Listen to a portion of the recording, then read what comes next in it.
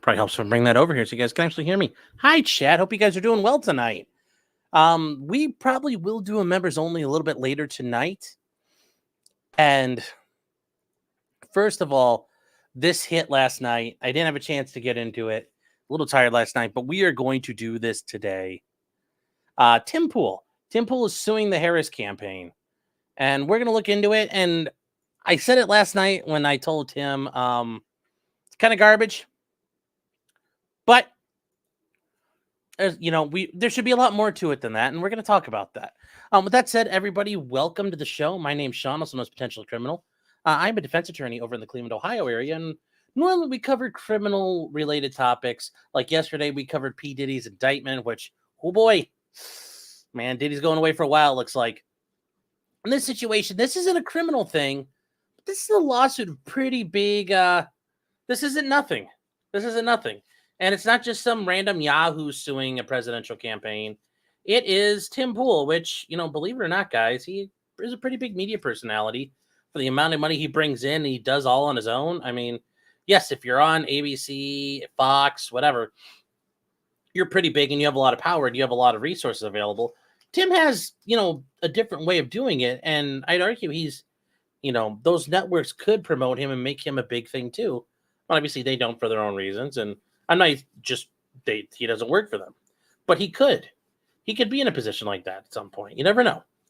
But this is an interesting topic, and it's really, and as once again, Nick is correct. This is a case about defamation.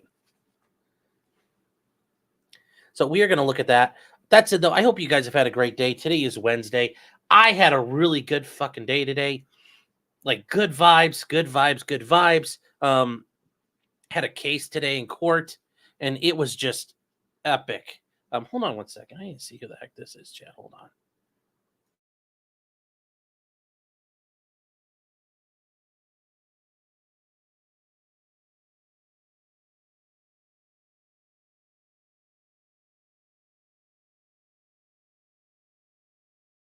Sorry, it was a person trying to do a survey, so I told him, sorry, no thank you. But today was a very, very good day. We had a children's service case I was dealing with. Helped this guy. He's been dealing with this for about 18 months now. And he had a lot of issues he was sorting out, and he got his got everything wrapped up. He had been doing really great. His kids were doing really good. Importantly, he was doing really good. His family was thriving. And we were able to walk into court today, and it was just good news. There weren't any real problems. And the magistrate's like, great. You know what we're going to do then? She said, I've got the power to do it. I'm terminating the case. Any agency involvement, you guys are free to go. Enjoy your life. That was a really good feeling. It was awesome today. Just super good vibes. I mean, it was a really good feeling. Really, really good feeling. Been kind of riding high on that today because, tomorrow, who knows what's going to happen tomorrow. Tomorrow you might eat shit. So you got to take it while you get it. You take the wins and the good stuff while it's there. So hope you guys are having a great day. If you're not, there you go. There's some positivity for you today. Today was a really good fucking day. Good results. Good results out there. And it wasn't anything I did. I helped the guy explain him what he needed to do, told him what he needed to do. Certainly he called me and asked me questions. He called me quite a bit. But it was all this guy, and he got his shit straightened out. So it was awesome. Really awesome. Byfront says I can't ever catch Tim Pool live. Yeah. I dressed up for chat. No, it's been a day. I've been busy. This week has been kind of running around. So you guys have been catching me in a little more formal attire, but not normally I'd like to do this. I'd rather be wearing a polo, but we're kind of stuck where we are today. You guys are worried about being late. We were right on time tonight, so thank you very much. Let's see what else are you guys up to tonight. Russian lawyers Timsky Pulovich. Yes. Philly, did you dress up for me? Sean? No, but it's good to see you. Haven't seen you in a while. I'm glad you're around. Hope good to see you guys. Hopefully you and Tilly are doing well. Are beanies allowed in court? Sadly, no. You're not going to be able to do that. As much as I think you could, I don't think you're going to be able to do that. Tim's going to have a lot more resources when he uses this to fundraise. I've got my own thoughts on why this is being done, but we'll get to those when we get to it.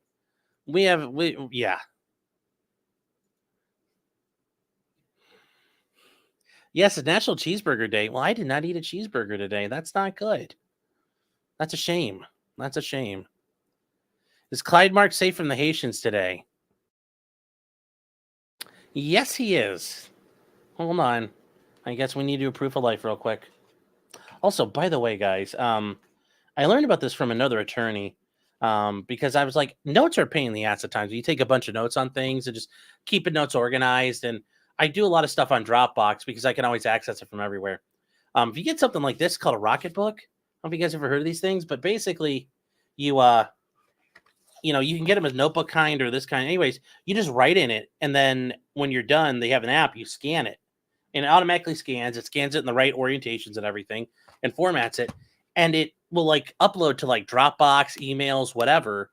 And then when you're done, you take this cloth that comes with, you get it wet and you just wipe it all off. And there's only 15 pages in here, but then you just keep reusing them. It's pretty fucking cool. If you guys don't have them, it's a Rocket Book. I highly recommend it. I've been using it this week. I'm probably going to keep using this. I mean, it's better than buying a $400 tablet, which I might lose at some point or, not always keep it charged or it breaks or something. This was $30 on Amazon. So pretty neat. Anyways, let's see if Clyde's here. Clyde! Well, there's Lainey. Come here, Bubba. Come here. Come on. Clyde. Hey, come here. Come on. Come here. Oh, there you go. You're just like a little sneaky ninja coming in here. Hello. He's doing pretty good. You got anything you want to say? No, he's I don't have time for you people.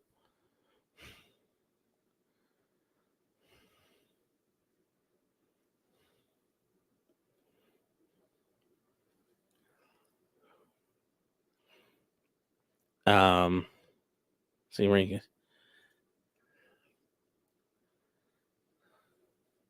Poublet, yeah, we'll get to that. We'll get to all that. Yes, there's a lot of issues there with Tim. Hilda says, wear a PPP shirt. I'm not changing on stream. It's a belt and suspenders day, I see. Yeah. See here. The Teamsters bitched out not endorsing Trump. Well, no, we'll see what happens with that. Did I see what happened to Boss Man Jack? No, and if he's having legal issues, that might be worth talking about. I know he's got some problems, but I don't know if they got worse. Did I see Chantal shit herself? I mean, she does all the time, doesn't she? There you go, buddy. You're good. You go see 2.0. You're good. It's okay, bud.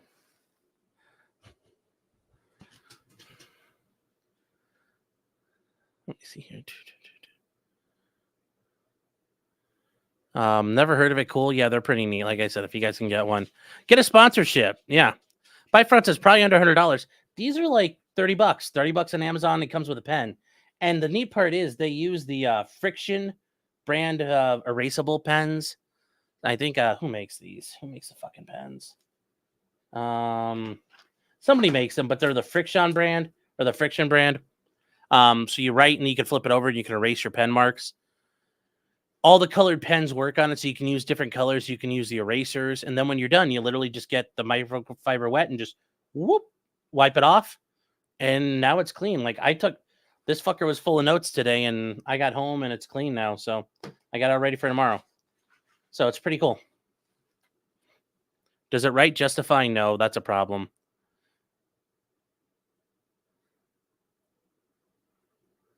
Next is my cat got scared. Sounds like I'm sponsored now. No, it's not a sponsorship. I'm just telling you guys it's a pretty cool thing. Oh, yeah.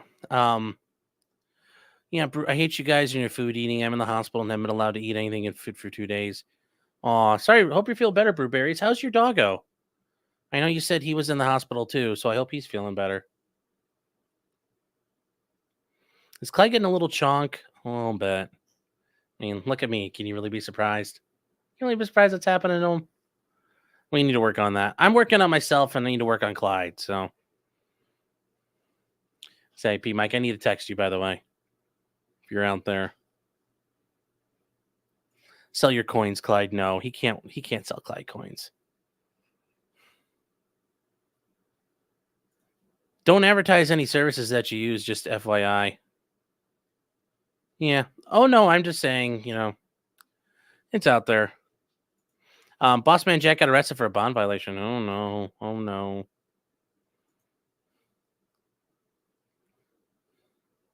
Boss man dude kills family in here. Oh, Pilot makes the friction brand. Okay. Yeah, but don't use like the Pilot gel pens because you'll fuck it up. Apparently, use the friction brand only. That you have to use the right kind of pens. Chaos says, I love the friction stuff. The only problem with this thing is it takes like 10 seconds for it to dry because these pages are very smooth. So, like, I'm left-handed, so I have to, like, write all freaking, like, cripple style. Otherwise, it just smears right along, so don't like that. Model plane sponsorship. A lot of sponsorships. Oh, that's a shame. Says these are game changers for sewing. I'll have to tell my mom. She likes to do quilting. All right, guys, that's enough time. We got about 10 minutes in. Let's get rolling here. Charlie says, you ever thought about trying keto? I tried keto before, and like it was like a lot of the other things out there weren't very good. Like keto bread and keto this were kind of shitty. I know they're getting better with things. So like when you eat something keto, it doesn't feel like you're just eating like powder that's been flavored. So I don't know. It's even better than doing keto is just not eating a ton of fucking shit. That's really even better, and just moving around and stuff. Bob Johnson says, pay me in Sukhoi models. Yes, preferably like later Sukhoi models. Like, I don't really want like a Sukhoi 15. I build it though. I think they're kind of cool. If you know, you know.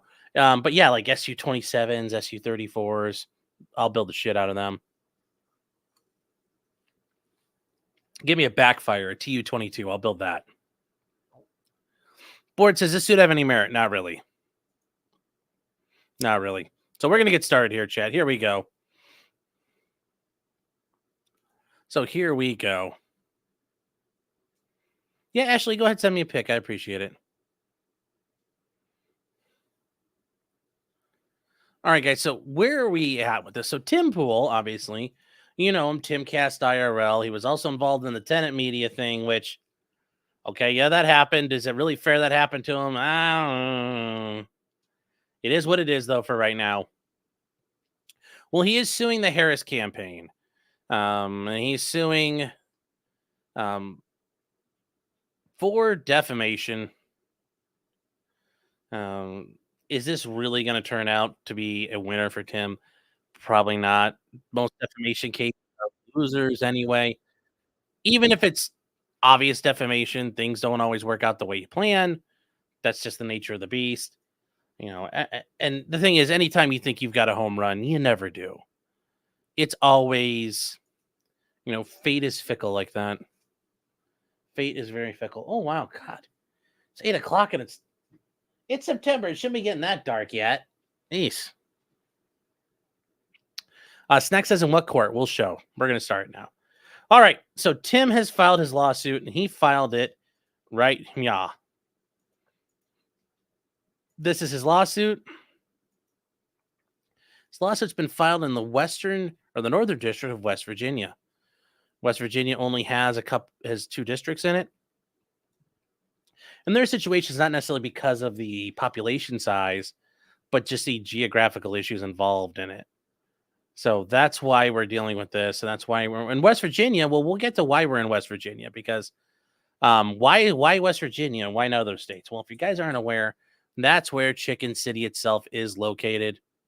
And yes, Tim Pool, the mayor, the impresario, if you will, of Chicken City. So, and this is a complaint with a jury trial demanded, and it's Tim Pool versus Harris for president. All right, so what do we have? Well, we have the beginning. We have the introduction. Tim Pool's a social media content creator, commentator, and independent journalist. Yep. He's interviewed political leaders, current U.S. and foreign presidential candidates on all sides of our partisan divides. including former presidential candidate Marianne Williamson. Well, really, he's only interviewing Marianne Williamson. Getting Trump on there, or Barack Obama or Joe Biden ain't ever happening. I mean, heck, Sean Ryan landed Donald Trump. That's a pretty good get. Mr. Poole, who cast his ballot for Barack Obama in 2008 and endorsed Bernie Sanders in 2016, holds views which defy easy categorization on the left-right political spectrum. And that's true. He's all over the place. Lately, would I say he is? No, and I don't think there's anything wrong with that. You can have political views. You can go to be more on the right or be more on the left. Tim's allowed to do that. But I think, Tim, I think he kind of needs to admit that, but he hasn't really done that. If anything, Mr. Poole's worldview is woven together by a common thread, deep skepticism of corporate and state power. Yeah, but that's a lot of people have that suspicion. And there are a lot of people who think they can support one idea or another to either limit those things, or for some people who are complete psychopaths, enhance those things, which we don't really want people doing, but they do it sometimes. But that's Tim's, that's the issue here we're dealing with. Oh, why did my camera go off? And we're going to actually zoom in just a hair more so you guys can see this a little better. Casper says West Virginia is a federal court. Yes. West Virginia has a federal court. And every state in America has federal courts in them. So we're in federal court for this. Now, it's not under federal claims, but we'll explain the claims when we get to them. Poole's skepticism grew as he observed the global war on terror. I think for a lot of us, we had skepticism growing throughout the war on terror. When he interviewed protesters on the streets of New York during Occupy Wall Street, and if you guys remember, that's where he got his big break. It's where Tim Poole started. As George W. Bush, whose administration and interventionist foreign policy Poole opposed, later put it regarding the bank ballots that led to Occupy Wall Street and other populist movements as taking taxpayers' money and giving it to the powerful really irritated a lot of Americans, and they haven't gotten over it yet. Yeah, and, that's the thing. The bank bailouts, remember, you guys, if you guys remember, I remember 2008. We had TARP, and they were too big to fail. Yeah, and, okay, and look what happened. Now we're in this bubble bust economy of bubbles, and it's not sustainable that way. It's not healthy growth. So yeah, some things should have probably failed. We probably would have been a little better off. Collapsing the whole economy, no, but yeah, some weak shit we should have burned away the deadwood. And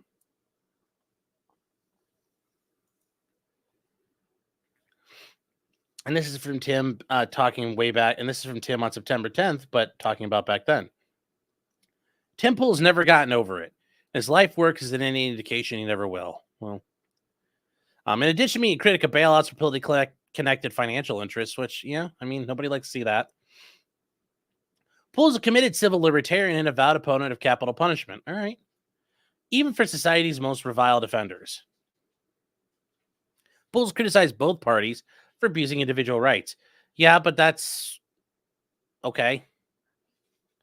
Poole's views on these issues are not secret. He airs them every weeknight on his YouTube channel to viewers across America and around the world. Our republic is at a critical moment. Now we're getting to the editorialization. Do we really need this? I don't know. We'll see. I'm reading this along with you guys, brand new. Okay?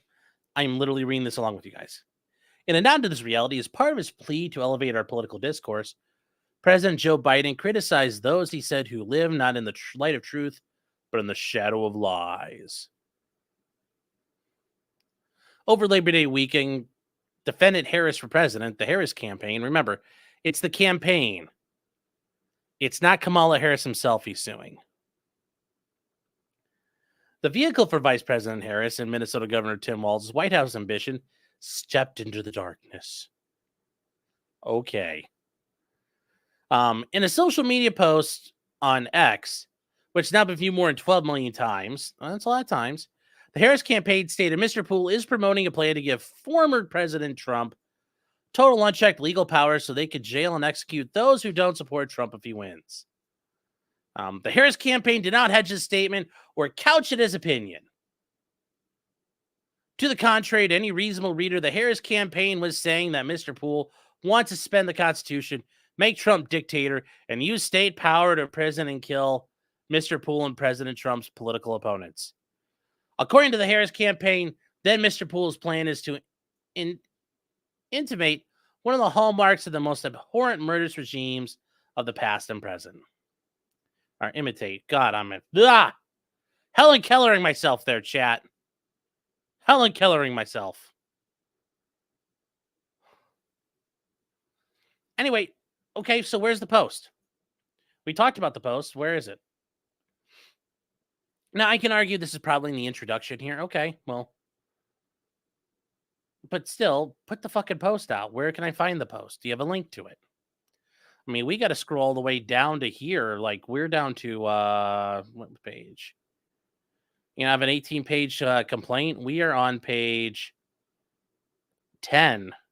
We're a couple pages away from that. That's not the best way to write this. Not the best way to write this. Not the best way to write this here. What the Harris campaign published was and is a lie. Well, I mean, if it is a lie, then it was always a lie. If, you know, saying it was something and, well, no, it's always been a lie. I think you just say is a lie. If you're saying it was a lie, you're almost kind of like leaving it open for it was, but now it could be true. Why don't you just say it is a lie? Mr. Poole has never advocated for the lawless extrajudicial killing or anyone else's political opponents. To include in the video clip, the Harris campaign incorporated into its Twitter post. Both the clip and its context demonstrate Mr. Poole's commitment to civil liberties, which is consistent with his past criticism of drone strikes involving citizens on the war on terrorism. Then a lot of people have problems with what happened there with the drone program. Shocked by the Harris campaign's malicious disregard for the truth, Poole almost immediately threatened legal action. But the post and the deception it creates remains to this day. That's because threatening people doesn't do anything. I'm going to sue you. Okay, then sue. Remember, you got to do it. You can't just don't sit there about how you're going to kick someone's ass. Go out there and kick their fucking ass. Simple as that, chat. Simple as that.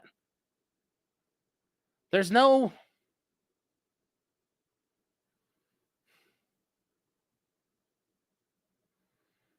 You know, it's just... Yeah.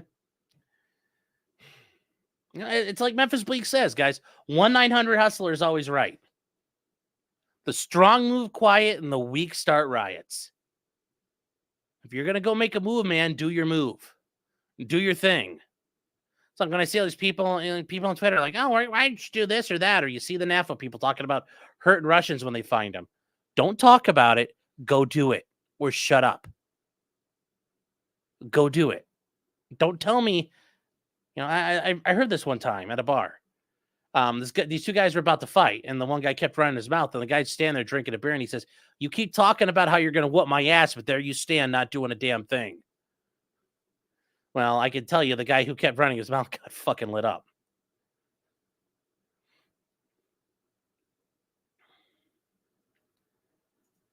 So let's keep going here.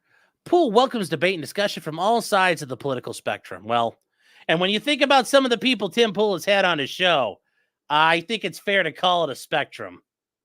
I'm just saying, there have been people in his show that have been on the spectrum. I mean, really. You know? And it's funny because, you know, and it's including the people as part of this quote, like Laura Loomer is on the spectrum, Bosch, you know, like definitely people on the spectrum. You know, including for Vice President Harris, Governor Walz, and the Harris campaign. Except he hasn't really had them, but I'm sure he extended invitations to them. As part of his commitment to open discussion, Poole has even taken out advertisements above the very New York City streets he once walked to engage people who disagreed with him, putting millions of dollars where his mouth is on the issue. Yeah, but wasn't Tim's thing about that to show Also, like, oh my God, look how cheap it was. It was like $300 for that like 1 minute long thing or 30-second long thing. And it popped up a couple different times. Like, I thought that was more of Tim Pool just showing you how cheap it was to do and showing like it's really not expensive anymore with the digitization of media to get things like that done. That was my understanding of why he did that. But maybe I'm wrong. Maybe I'm wrong. They said, but the Harris campaign's lie still hovering over our democracy. What the Harris campaign's lie still hovering over our democracy. Are we treating Tim Pool as though he's a linchpin of democratic institutions? That Tim Pool is he's the lifeblood, chat. He is the beating heart of our democratic press. I mean, are we making that comment? Are we really staking that out right there? Oh.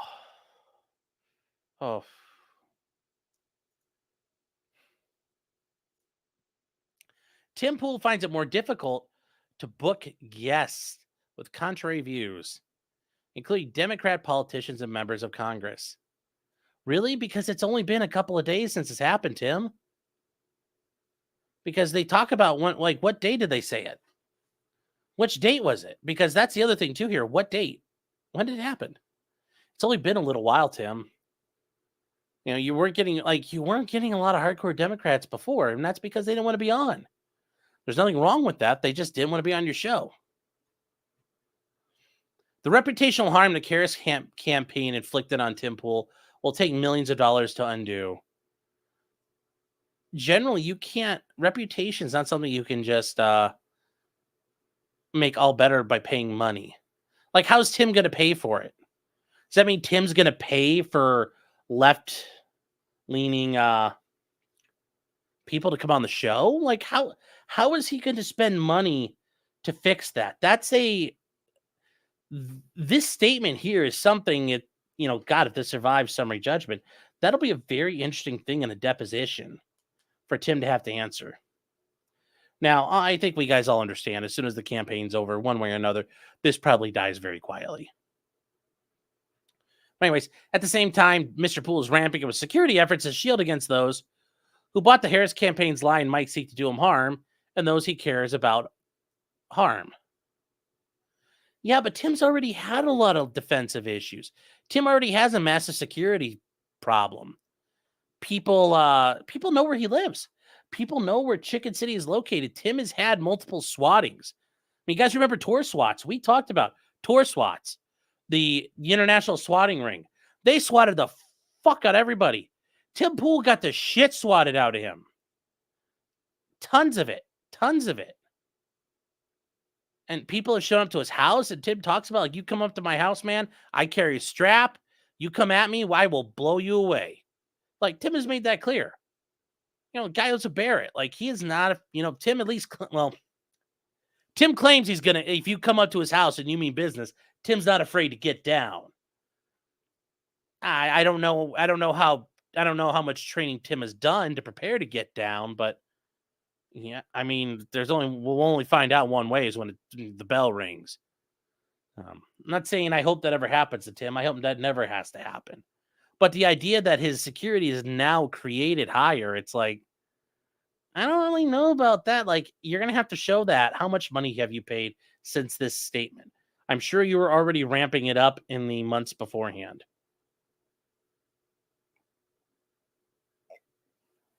A recent incident suggests one man may have already been set off by the Harris campaign's false statement.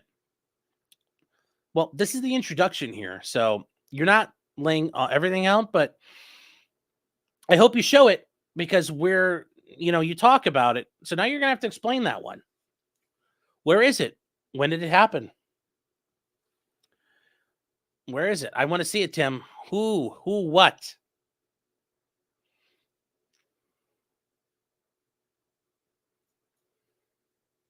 Anyways, to paraphrase President Biden with this suit, Tim Pool is stepping out of the shadow the campaign cast over him while shining light on all the falsehoods designed to defame and further inflame our political discourse.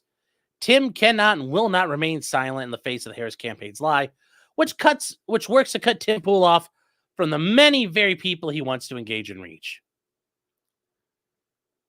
So we get to the party's jurisdiction and venue.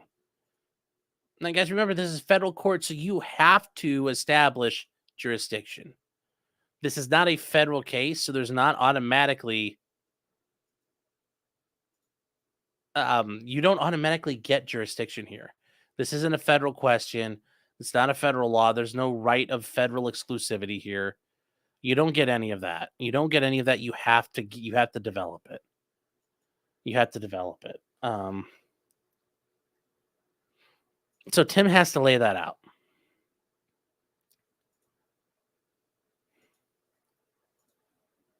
So the jurisdiction and venue, and I didn't mean to scroll up like that, so my apology there. That was a little weird.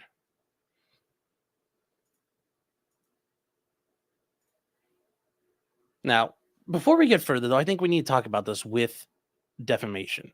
Tim Pool is a public figure, 100%. I don't think anybody here in chat would disagree with me. None of you guys here would disagree.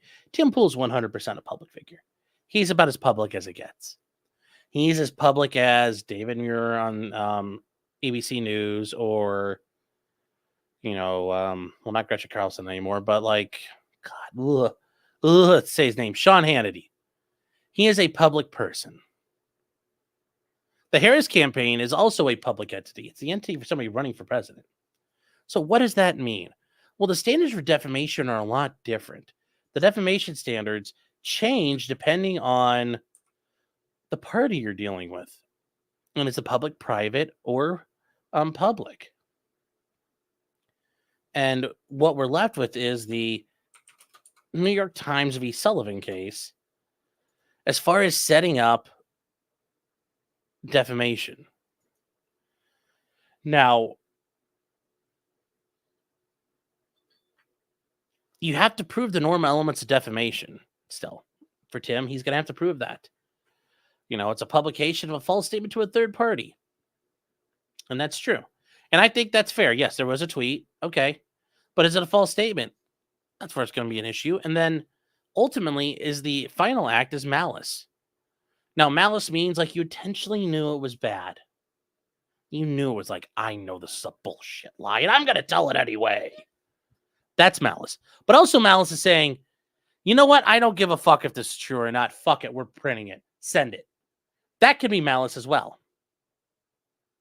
That could be malice as well. I have a cookie. How much to make me snap my suspenders? Well, like, do you just want like a little snap, or like, do you want like a little snap?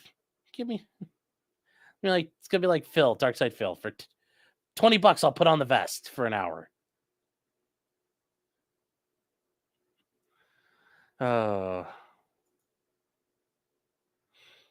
I don't know. You send in something if you think it's smart. We'll talk. It's got to have 4. It's got to have 4 decimal places in it, though. How about that? So the standard is going to be the regular elements of defamation, that it's a false statement and it was published, and that it was knowingly, with malice, false, or it was just reckless. And then Tim has to suffer damages, and that's another issue too. Just in time, not $4, not 4.000. You guys are smart asses. All right. So the jurisdiction and venue. Tim Pool is a media content carrying millions of followers. Yeah, blah, blah, blah, blah, blah, blah, blah. Here's the important part. Tim Pool is a resident of West Virginia and this judicial district. Okay, perfect. The Harris for President campaign is a principal campaign committee with a registered address in Philadelphia, Pennsylvania. So you have diversity here, which is good. You need diversity. When they point out the Harris campaign operates a Twitter account under the handle Kamala HQ. Now, so we've got diversity jurisdiction. First part, do we have diverse parties? Yes. Because remember, if it's not a federal claim, you've got to start there. Do you have diversity jurisdiction? Bam, that's been met. No question about it. The false statements were targeted in at Harm Pool, a West Virginia resident. Okay, I think you can make the fair point of, like, if you defame somebody where they live. If they defame somebody where you live,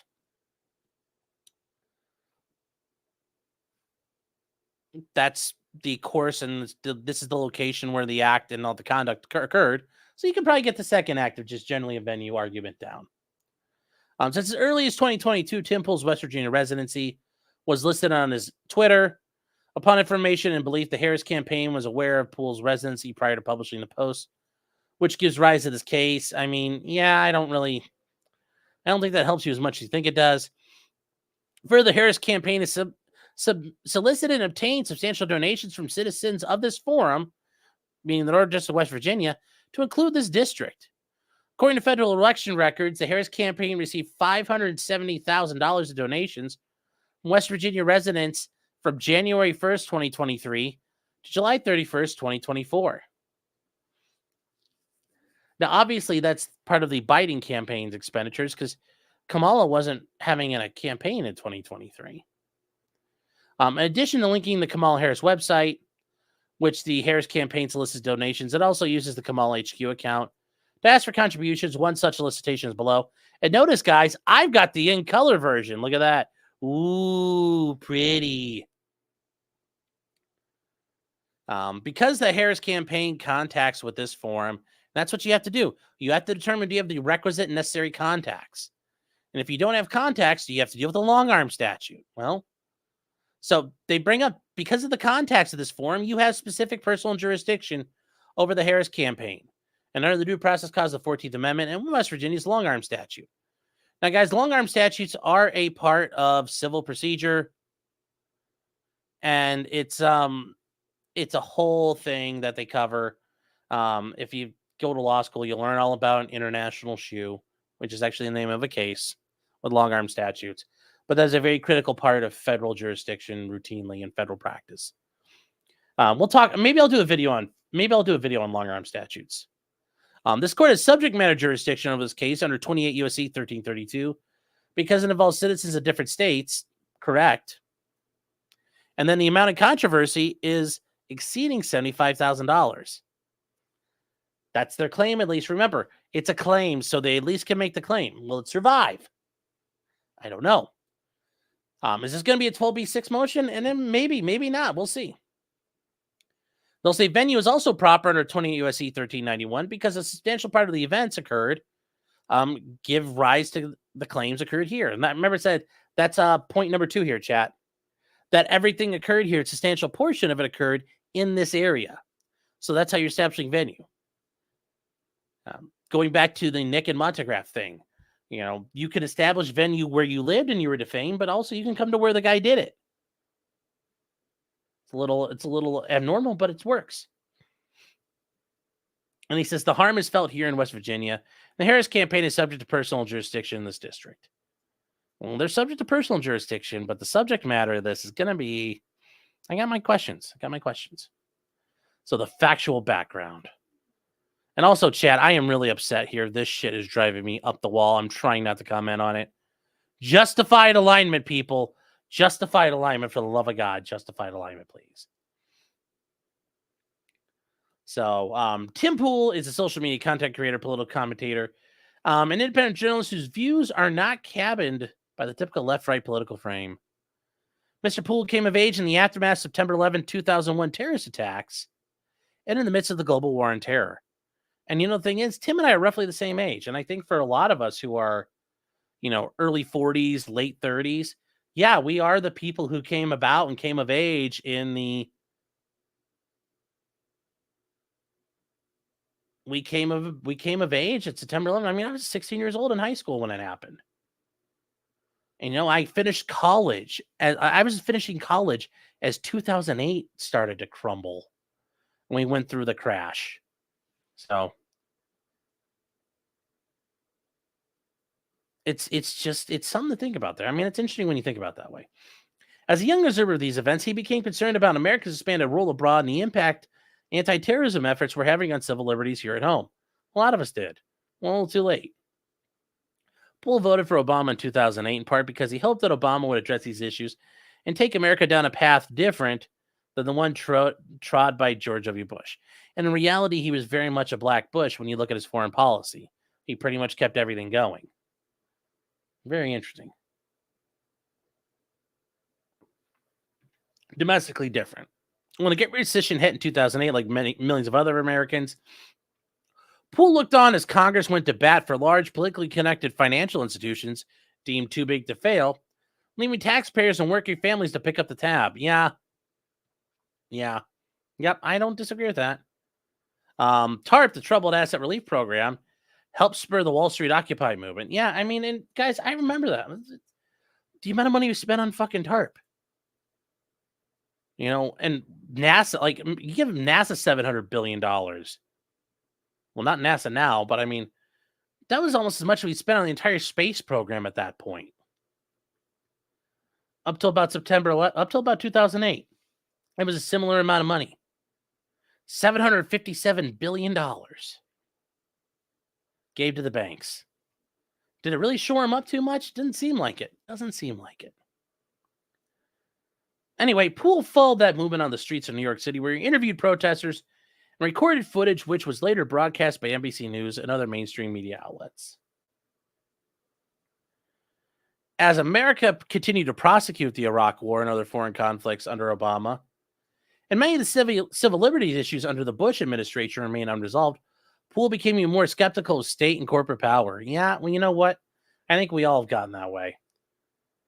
The experience cemented Poole's opposition to the death penalty and support for civil liberties and free speech. Yeah, Tim and I went on a similar path. I just went a different way. To take these and other issues from an independent perspective, Poole founded a media company and started doing live stream broadcasts on the social media platform YouTube. Timcast IRL, his flagship program, features nightly guests who discuss the news of the day in a freewheeling open discussion format. Poole structures his content this way to allow for debate even amongst the regular panelists. It's almost funny, like they should have a quote from Adam Kriegler right here. That would be funny. Oh, that'd be funny as a new guest.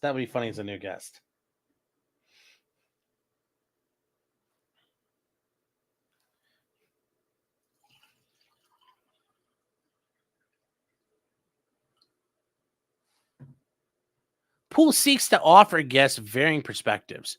Over the years, he has provided self-described liberals, greens, libertarians, and also socialists with a platform to air their views. He has also interviewed political leaders on all sides of our partisan divides. And once again, when you keep on pointing out that, Democratic contender Marianne Williamson, okay, great. You've used her twice now. That's it. If you keep going back to it, she's the only one you've used. She's the only one you've had on. That's a problem. Like, if you keep reusing it like that, because then it shows you really don't got nothing. That's one thing if it's like, yeah, I had Obama on when he was running. Okay, that's pretty epic. You can keep using that. But the lady who got snuffed out early on doesn't cut it for me, I think.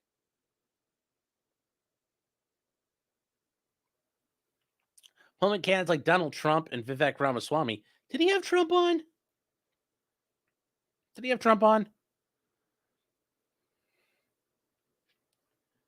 I don't think he did.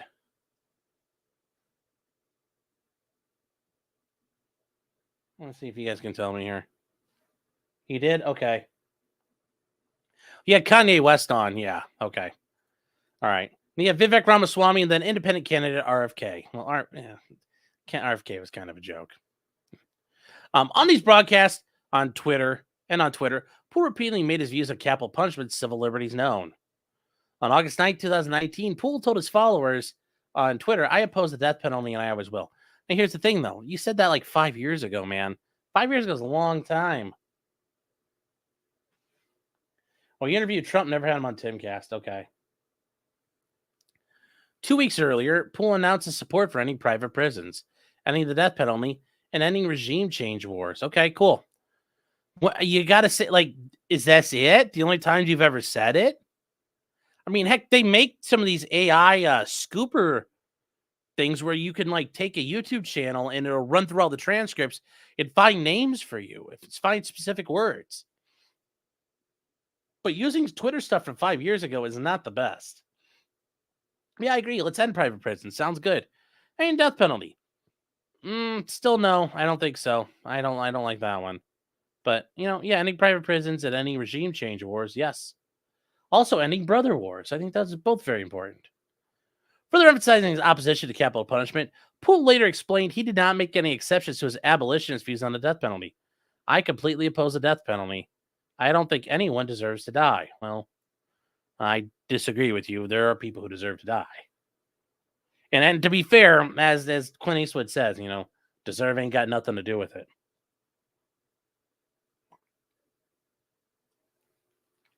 Tim Poole has also taken repeated stands in favor of civil liberties. As shown below in October 2019, Poole articulated his opposition to violence, censorship, mass centralization of power in any form, against illegal spying in the security state, against racism, against fascism, and against war. Okay, anti-violence, well, anti-censorship. I mean, I'm wrongful violence, anti-corporatist, against mass centralization of power in any form. Okay, against illegal spying. Well, then the court, if the court calls it legal, does that make it okay? I'm against domestic surveillance. How about that? I'm against the surveillance state. I think that's probably a little more of a refined approach there. And the security state. Against racism, against fascism, against war. Cool. So he said these are all actually linked. You can find, guys. And the thousands of hours of videos and audio content. Poole's detailed his views. Consistent with these views, Poole criticized Obama for his administration's use of drone strikes, and the events lead to the death of Abdul Rahman Anwar al-Awlaki, and guy we talked to him about him. 60-year-old U.S. citizen killed in a drone strike in Yemen in 2011. Yes. And then his dad, Anwar al-Awlaki, also killed in a drone strike. And there was another al-Awlaki family member, another child of Anwar al-Awlaki, fucking killed in a drone strike. Two of his children were killed in drone strikes. Yep. Yeah, and I think it was wrong. It was an extrajudicial killing without due process. And then, yes, this is the Obama killing American citizens and extrajudicial assassinations and created the disposition matrix, a.k.a. the kill list, Tim wrote. Yeah. Now, some of you might say, well, Sean, how do I feel about that? Because I've also pointed out the whole Trump thing that the president's pretty much operated with presidential immunity. I'm not saying that. But fine, if you can't prosecute the president, you can prosecute everybody else. Remember, following orders is not an excuse. So somebody is liable for that, and they can be prosecuted, depriving the Awlakis of their due process rights. A deprivation of civil rights under the color of law. There's a lot of people who should be doing that. Or just even think, heck, going to the Afghanistan withdrawal after the suicide bombing, and we blew up a house with a family of 10 people in it. And we killed 10 innocent people, and everybody in the military is like, everybody walked away. So, yeah, I do have a bit of an issue there. But, some of you might bring that up. I think you can, deal with that as we get to it. Earlier this year, Poole openly asked, were there any Republicans with the balls to bring criminal charges against Obama for killing Abdul Rahman al-Awlaki? Well, no, there's none. But there's nothing they could do. But you want impeachment charges? It's not going to work. So there you go.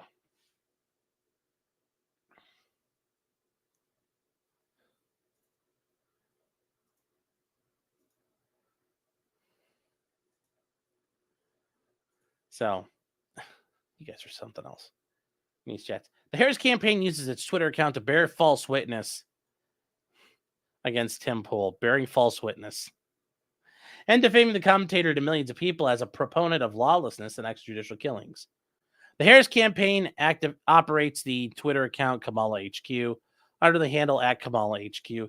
The account serves as the official rapid response page of Vice President Harris's presidential campaign. The account currently has more than 1.3 million followers. Yep. The campaign uses Kamala HQ to disseminate information and analysis, particularly among other things. They use the account to do fact checks of former President Trump's claims. For example, as shown below on August 14th, they called Trump's claim to have capped insulin prices a blatant lie. And yes, Trump says, I did that. I did the $35 insulation. And yes, that's, well, I think they're also trying to point out that this is a lie according to them. But yeah, anyways, they're saying this is a lie Biden did for seniors through the Inflation Reduction Act.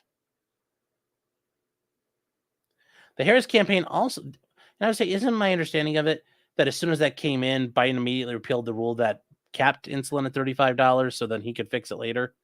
Isn't that kind of how that worked? Say I forget. Anyways, the Harris campaign also fact-checked Trump's claims about his economic record. On Saturday, August 31st, 2024, and now we're getting to the thing. Yes, 2 insulins in every pot. The Harris campaign published a post on Twitter featuring Tim. The post incorporated a 1-minute clip from one of Tim Pool's shows. Twitter users encounter the post, a true and accurate screenshot of which is below. Immediately see Tim Pool under the text. And here they say, Trump operatives say their 2025 plan is to give Trump total, unchecked legal power so they could jail and execute those who don't support Trump if he wins. And they're also pointing out they have since scrubbed this video from YouTube.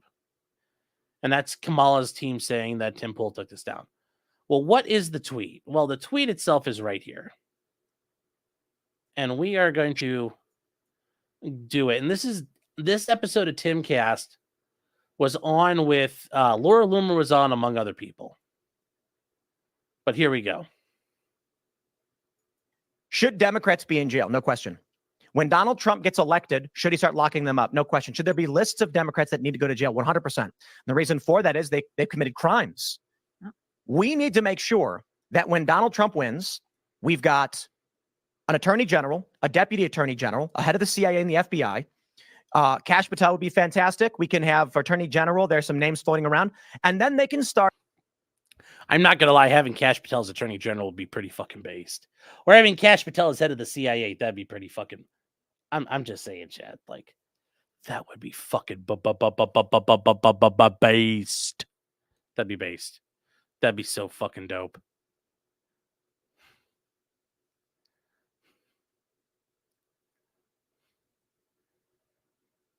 So, anyways, here we go with the rest of what Tim is saying here. Having their investigators and the feds issuing subpoenas, pulling up evidence, and with real evidence, bring them to judges for warrants. Then these people can spend three years of their lives fighting tooth and nail for the crime against the government for crimes they committed, and we can prove. Yeah. And the reason why we put them on trial is that we can show the whole world we will uncover what you've done. We will make sure everyone knows, and you will be held accountable for it. Not just jail, they should get the death penalty. You know, we actually used to have. Oh my God. No, chat. We can't watch. No. It's gone. It's gone. Oh, it's gone. Thank God. Oh. God. Oy vey. Oh, no. Oh, that's Laura Loomer chat. Don't look. The nose you could quarry granite with. Anyway, the first 30 seconds of that aren't very clear. The second 30 clarify. Okay. And am I okay? If you have to see her on your screen all blown up, yeah, it's scary seeing Laura Loomer. Don't pull a trans stuff on my YouTube feed, Sean. All right. Well, let's get back to this. So, what do we have to do here? Because here's the issue. If we go back to the tweet itself.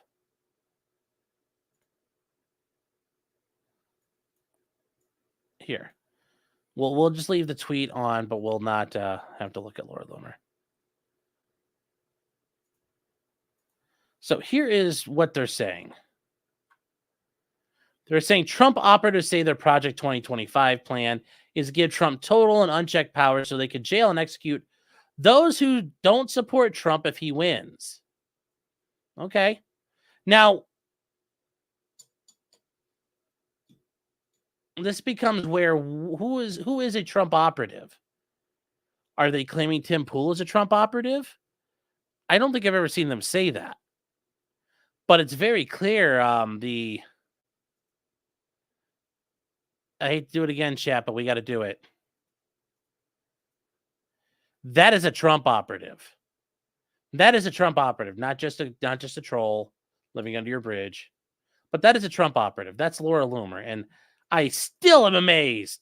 Laura Loomer is on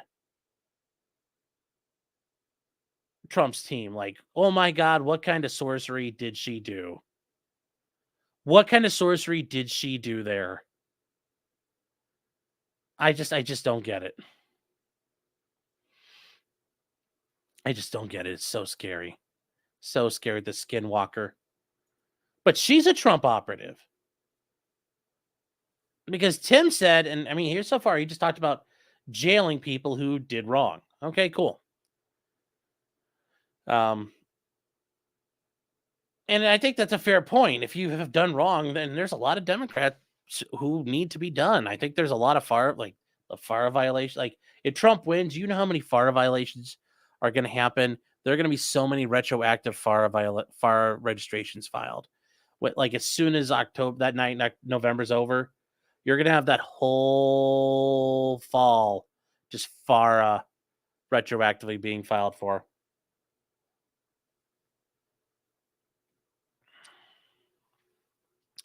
But the Trump operative says so they can execute. Tim didn't say execute. So I think we got a problem here.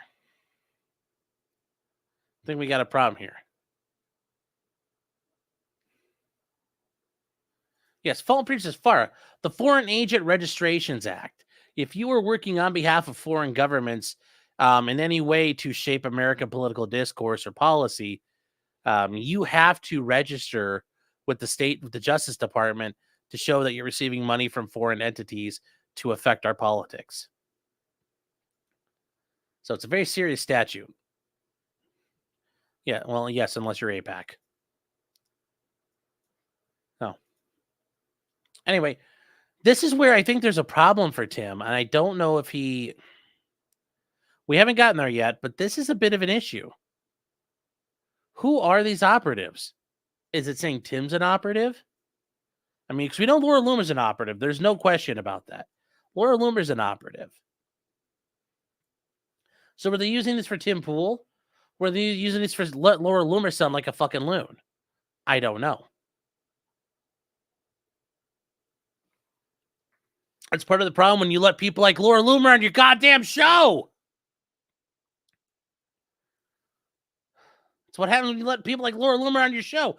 Don't let people like her on your show, Tim. I'm here, Tim. I'm always ready to go, dude. I got my boots on. Heck, how far is it from me to West Virginia? You don't even have to fly me in, Timmy.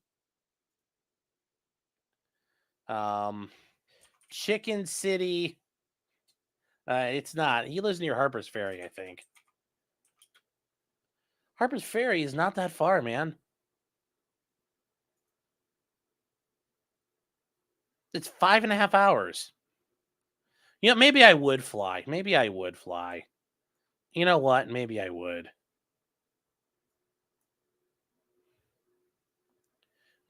Fly. But I'm just saying, like, this is not...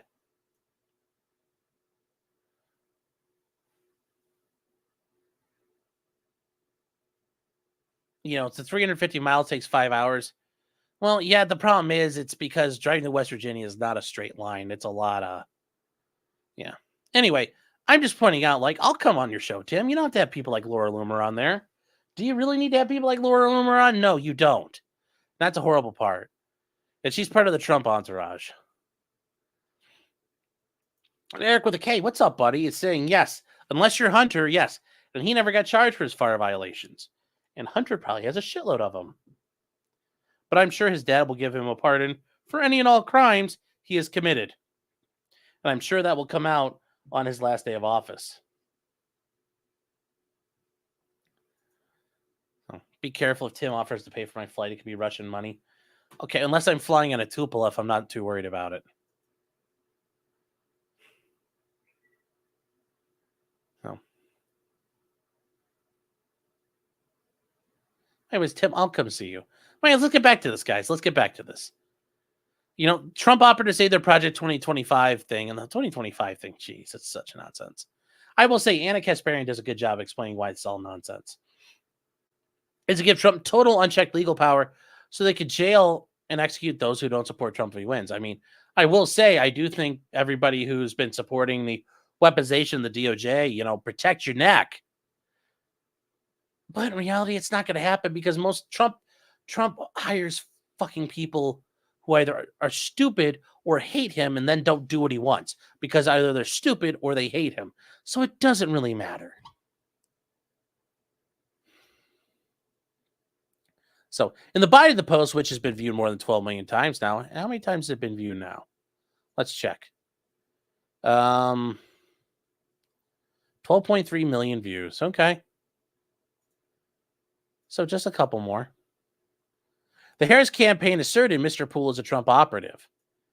Did it, though? With their Project 2025 plan. Did it, though? Which is to give Trump total unchecked legal power so they can jail and execute those who don't support Trump if he wins. Now, I think they might be able to say, well, Tim didn't say to Laura Loomer, like, are you out of your damn mind? But, you know, that's the issue there. But once again,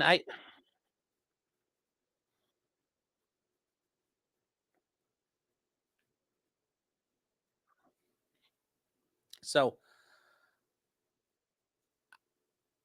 I just don't think this is going to get you to where you're going to go. That is that's tenuous. You know, could you argue this is opinion? That they're summarizing what's up there? That's an opinion they're offering? Yeah, you call it an opinion, but I think it's more of I think you're better off if I was Kamala's team pointing out, I didn't say you're a Trump operative, and I didn't say you're part of Project 2025. But you're on screen with someone who is. You're on there with Laura Loomer, who Trump is, you know, they claim Trump is now banging, which, God. Imagine a baby with, like, barren Trump being, like, 8 feet tall and looking like Laura Loomer.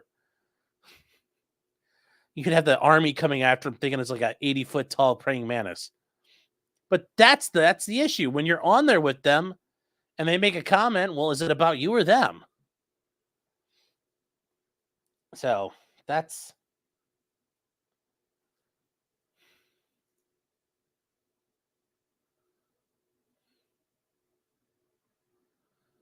yeah.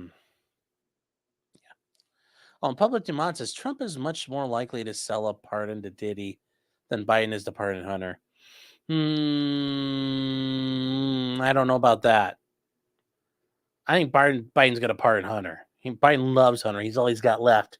After my son Bo died. Apparently died 50 different ways. He had 1,000 ways to die, chat.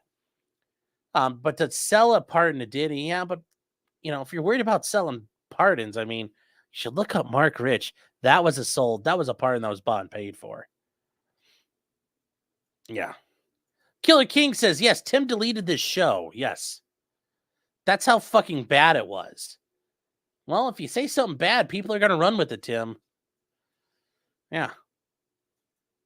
I mean, I also think that's a way Tim has disavowed, you know, Loomer's comments. But, you know, that knows. The Harris campaign further asserted Poole and his guest said scrub from this video from YouTube, falsely suggesting Tim was or is trying to hide the video. The Harris campaign incorporated while also revealing the in-depth research it did to Poole and his views.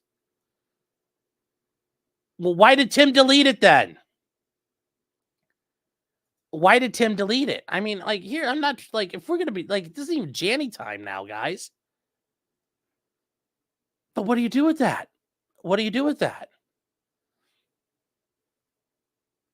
You deleted it, man. You deleted it. Like, you're not going to be able to run around and scream about that. But he at least bitch you back up. I don't know. Where's Odyssey? Yeah.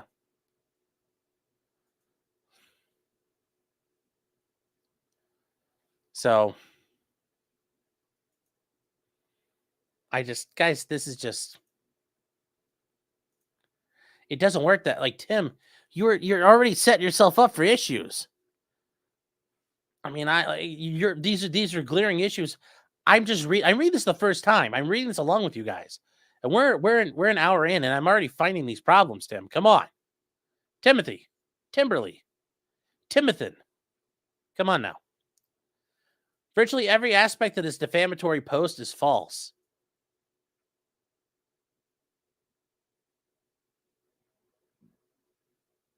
Well, let's see here. While Tim Pool supports Trump's bid for the White House, the content creator is not a Trump operative. Okay. A claim tantamount to Pool being a paid agent of the Trump campaign. Pool zealously guards his editorial freedom and independence. Regardless and upon information and belief by design, the Harris campaign assertions that Pool's coverage of the events of the day is essentially bought and paid for undermines his credibility with his hard-won audience. Well, I mean, a lot of people already thought Tim Pool was bought and paid for. And then, the whole tenant media thing doesn't really help there. I'm just saying, Tim, why'd you do your damn homework? You retard. You retard. I mean, come on, Timberly. Come on.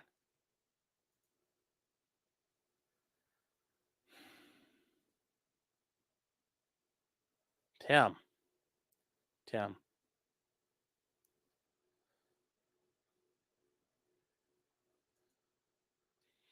Nor does Tim have any Project 2025 plans, the Harris campaign asserts. Tim Pool has interviewed people in Project 2025, but he's not a contributor to that project, nor does he endorse the contents.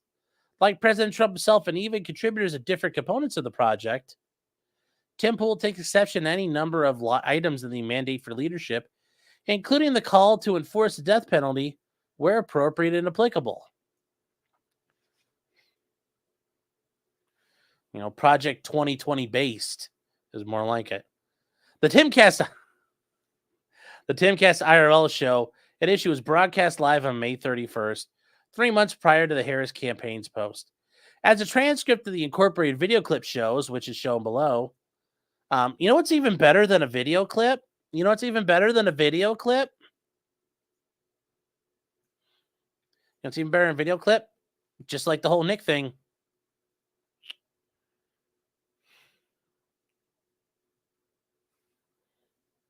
How about the actual fucking video, Tim? You took it down, but you still have it. There's no way you don't have a copy. That would be so much more effective. Have the copy. Have the copy.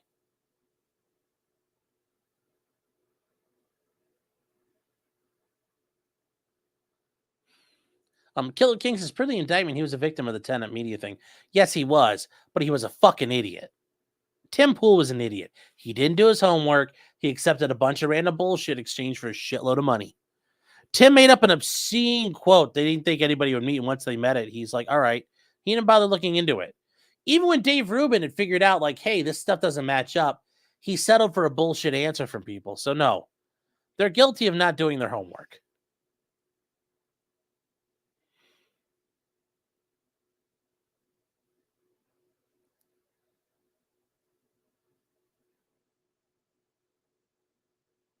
Here. Oh, it's still up on Rumble. Interesting. It's interesting. A lot of people don't go on Rumble, though. I mean, it looks bad when he took it down. So that is the issue here. Tim Pool made no reference to Project 2025 or executing anyone. Okay. Should Democrats be in jail? He said, no question. Blah, blah, blah, blah, blah, blah, blah, blah, blah, blah. Okay. But you notice what they don't have in the clip about executing anyone? They don't have Tim down here saying, hey, Laura, how about no? I don't support that. If Tim was smart, he would include, like, hey, here's the rest of me saying, no, Laura, I don't support any of the shit you're advocating like that. You're absolutely wrong. Don't ever do it. No, I don't want that. But he didn't do it. He didn't do it. That would be a way to disown it. And then you could accuse Kamala Harris of clipping it out and you'd have a really good defamation claim because then they manipulated things. They don't have you saying immediately afterwards, no, I condemn that. That is not fair. That's insane. I would never support any of that. See. Nowhere in this clip did Tim Pool announce a plan to give Trump total unchecked legal power. Say, of course, such a plan would be completely contrary to Mr. Pool's public prior conviction positions on civil liberties. In the clip, he specifically advocated for investigations and trials before the whole world. When she talks about the execution, he's not saying, no, don't quit being a dumb bitch. You don't hear anything from him.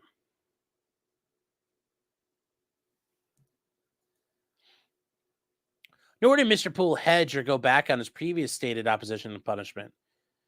He did not advocate for executing anyone, much less punishing with jail time anyone who does not support Trump. The Harris campaign falsely stated otherwise, charging Tim Pool with supporting extrajudicial killings. Well,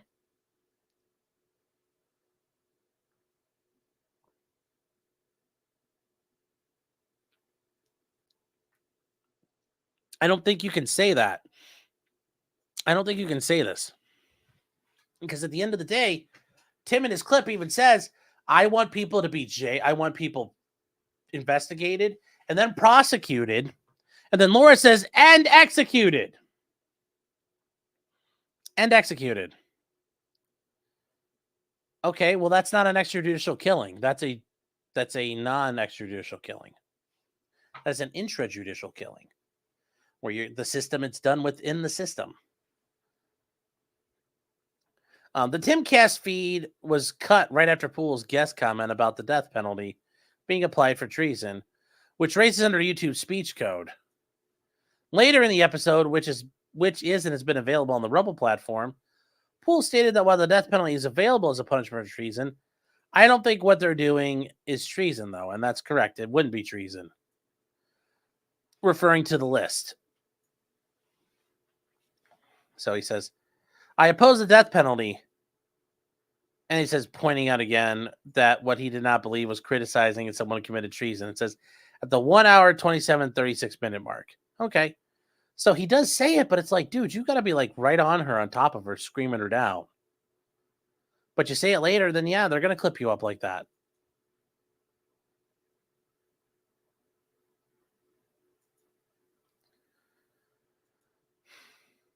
But is that an opinion then? I don't know.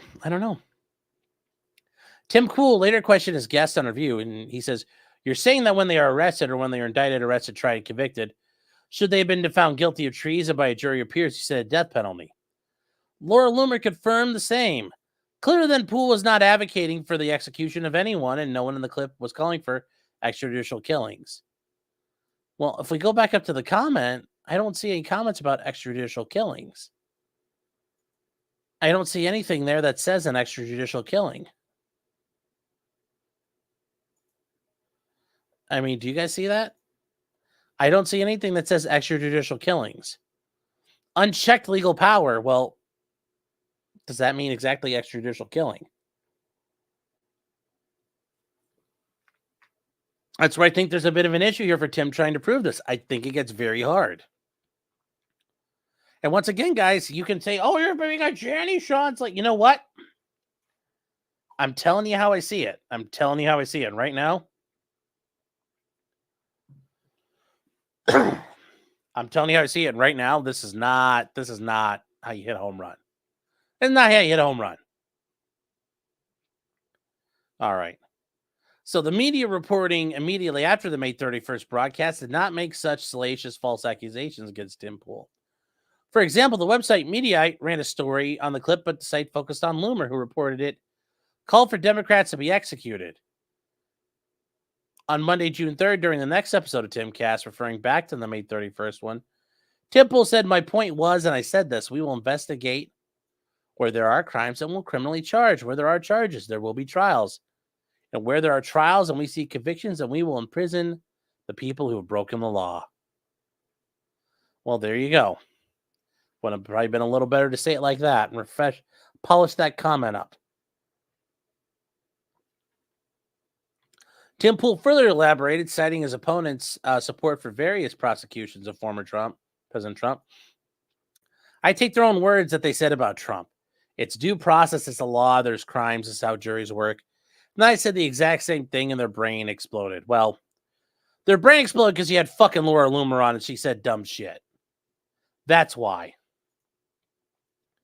You had Laura Loomer on and she said something retarded, and now you got to deal with it. So, yes, a little bit of this is your fault.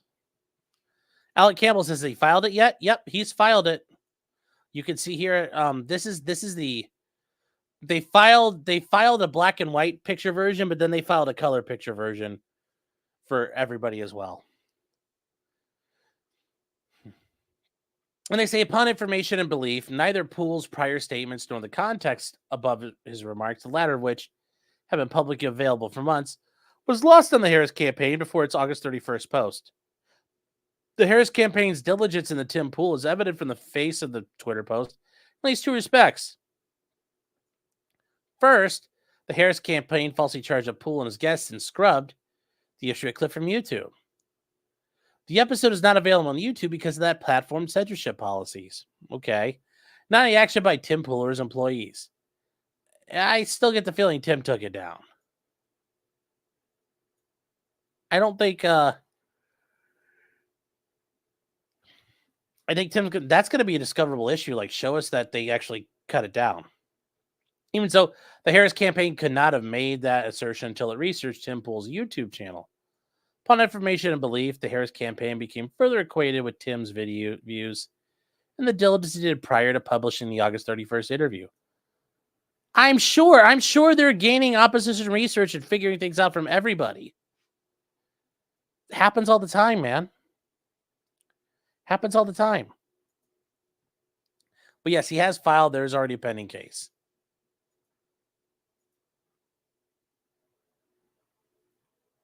Hold on, chat. 1 second here. 1 second.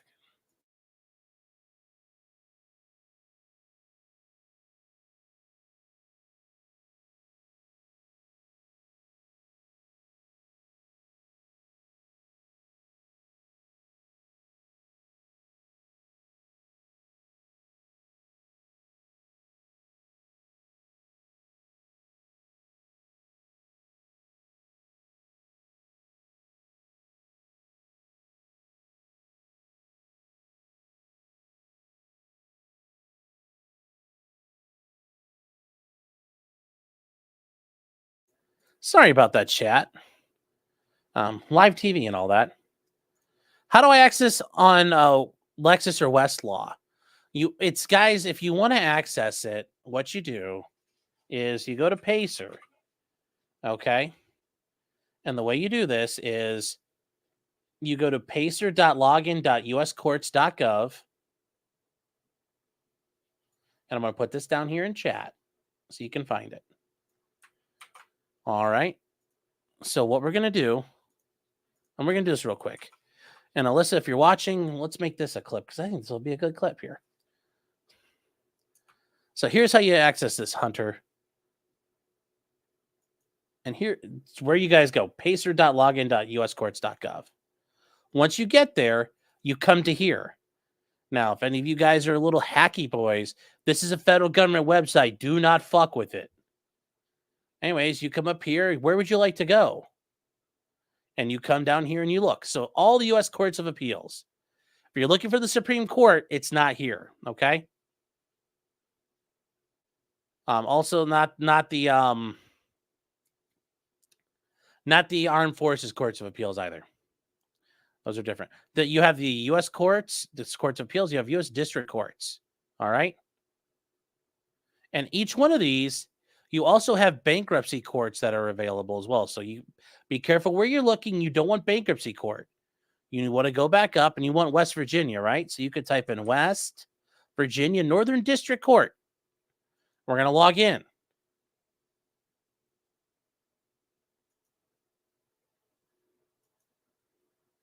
Why is this not opening?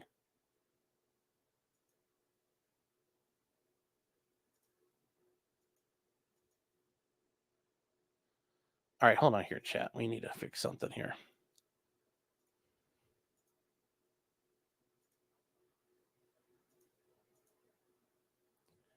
All right, why is it not working?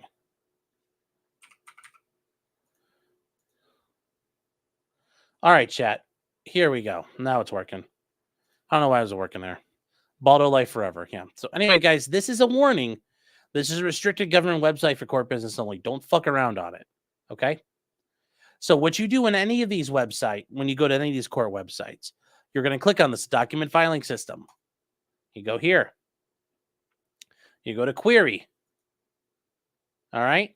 Now from here, you could do two different things. If you know the case number, like if you see on Twitter and somebody puts their stuff in, you can put it there. If you can't find it, you could just start searching by name. So like if you search Trump anywhere, you're going to have a problem because Trump's got a million lawsuits everywhere. So you're going to have to look through them. But for Tim Pool, we're going to type in Pool. And then we're going to come down here to the first name. We're going to type in Tim. All right. Then we're going to run query.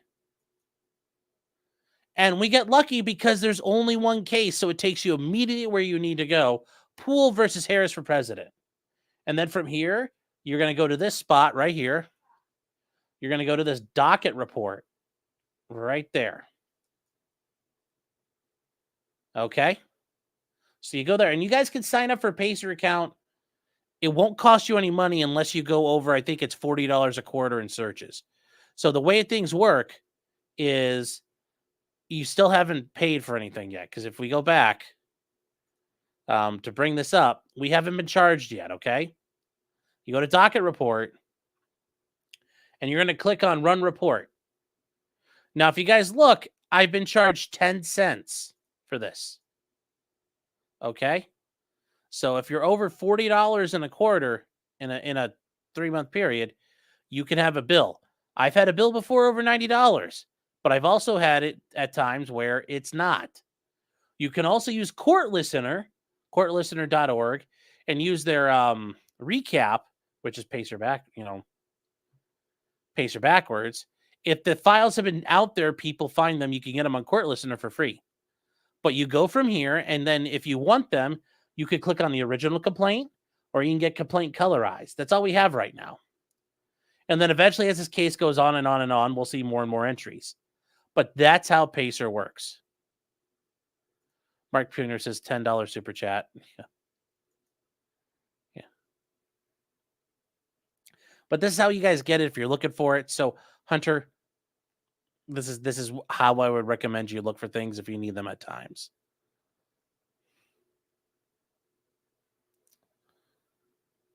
Now, with that being said, let's get back to this case. And also, I will point out here at the case, normally when you see things from court cases that are federally printed, if you guys ever notice when we have like the blue up here, this gives you the case information, the date and the time, all that important stuff. I mean, let's see if we can bring up the Diddy one. Okay, let's see here.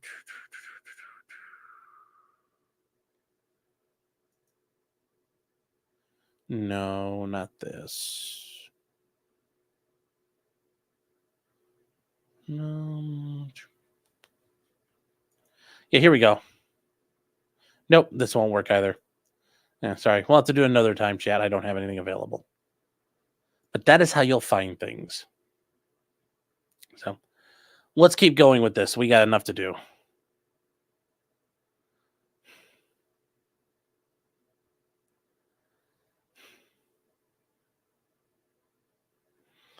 Oh my God.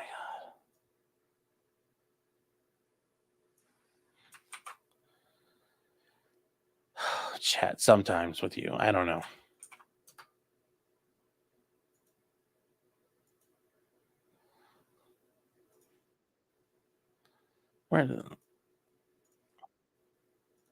All right. So the second way the Harris campaign familiarity with Tim Pool is shown in the clip itself. Upon information and belief, the Harris campaign lifted the content from the above cited Mediaite article, which contains none of the defamatory assertions against Tim Pool, which the Harris campaign made against him on August 31st. The Harris campaign published this lie against Pool anyway. Is it really? Is it really?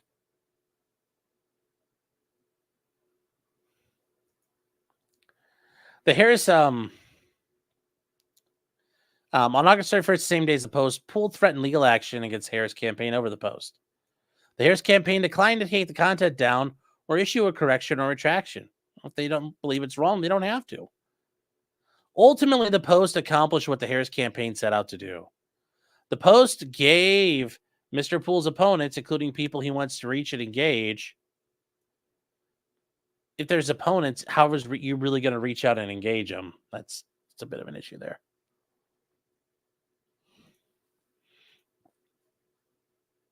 I don't know how that's going to work. With an excuse to distance themselves from Tim Pool. Well, if his opponents, they won't want to engage with him anyway. They'll say, fuck you anyway. Political leaders, and especially elected Democrats, are now less likely to appear on Tim Pool's shows. Are now less likely. Do you have like confirmations of we were supposed to have people on since August 31st and I've lost bookings? Have you reached out to any of the people you've reached out to before and they say, hey, after you said all that, I'm never coming on your show again? Like, do you have that in a written form somewhere? Do you have emails or tweets like that? You're going to need those because just saying it's less likely, this is very speculative. It's very speculative. And despite his efforts to build bridges for discussion and debate, in this regard, Poole has put millions of dollars where his mouth is, purchasing high-impact advertising in his native Chicago and New York City's Times Square to raise awareness of his show above the very streets on which he took corporatism in an effect to reach many of the same people he once considered friends and allies. Yeah, okay, this is all editorialization here. To counter the effects of the Harris campaign disinformation, Poole will have to spend millions of dollars to win an audience who now falsely believe he wants a dictatorship that will imprison him and execute his political opponents. I mean, is it really that, or is it all the bullshit with tenant media? Is it really that, or is it all the bullshit with tenant media, Tim? I understand you're considered, yes, you were an idiot. Cool. You were not involved in it. You're not blamed for it.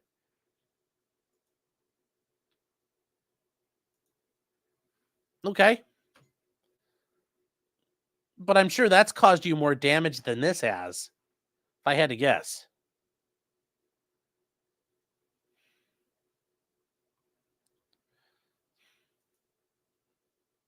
So, at the same time, Tim has had to invest in additional security to fend off those who wish him harm and those he cares about from harm. See, this doesn't work here. Okay, hold on. We got to reread the sentence, chat. At the same time, Poole has had to invest in additional security to fend off those who wish to do him and those he cares about harm. Sorry, it took me a second. Laboring under the false belief that the content creator supports tyranny. Poole's concerns in this regard are not speculative. He and his employees have been the victims of swatting. Yes, and they've been the victims of swatting prior to May, when this was said. They've been victims of swattings forever. Years and years of swattings.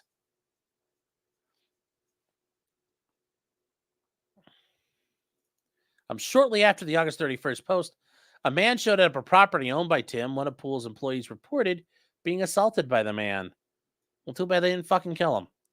Upon information and belief, the alleged assailant knew about the Harris campaign's post, which serves as an inspiration for the unexpected visit. Mr. Poole is now working to secure round-the-clock security for himself and his others shaken by this event. These security measures will cost hundreds of thousands of dollars. Well, I mean, there's always ways to take care of that, Tim.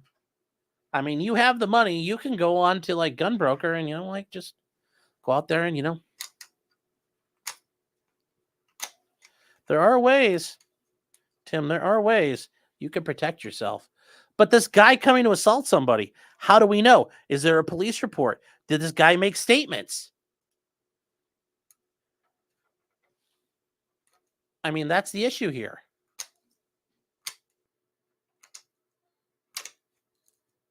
That's where I get no problem, Tim. You say this, but you don't offer any evidence of it.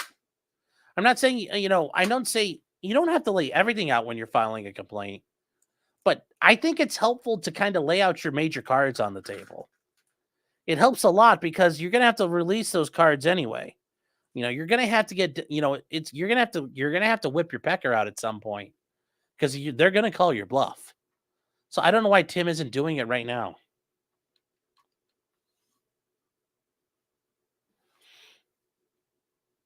Tim can't stand idly by while the Harris campaign's lies continue to fester, inflaming the public while harming his reputation and cutting him off from those he wants to reach and persuade.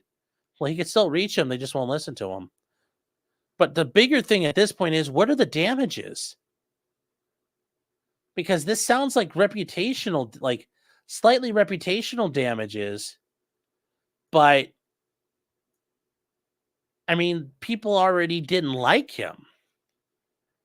So it wasn't as though Tim was considered like the nicest guy in the world and everybody wanted to be on his show. Like, yes, if he had everybody lined up and then everybody quit showing up, okay, then you might be able to say, okay, well, now you've got like, here's the thing. Let's presume it's defamatory at all, which I don't necessarily think it is.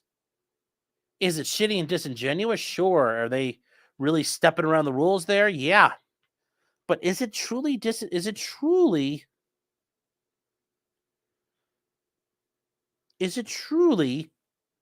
that? I don't know, chat. I don't think so. But let's say it is. Where's this reputational damage? You already had a lot of this. And the reputational damage, I mean, you're getting swatted. That's not really a damage you could sue for. I mean, are you claiming that the cost of your security will cost hundreds of thousands of dollars? I mean, maybe, but you're going to have to show that, dude. You're going to have to show that. ChatGPT wrote this. No, they did not. Funny.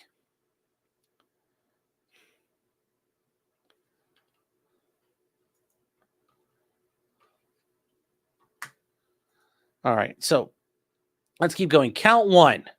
Libel, defamation, and libel per se under West Virginia law. Tim Pool realleges the foregoing paragraphs. Yep. The Harris campaign published a false statement that Pool is a Trump project. Okay, yeah, the jail and execute people. These statements were and are false because Pool's never said such a thing in the incorporated video. Has never said such a thing previously. Well, remember, it calls...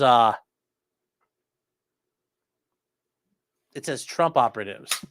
And I don't think it necessarily called Tim Pool a Trump operative.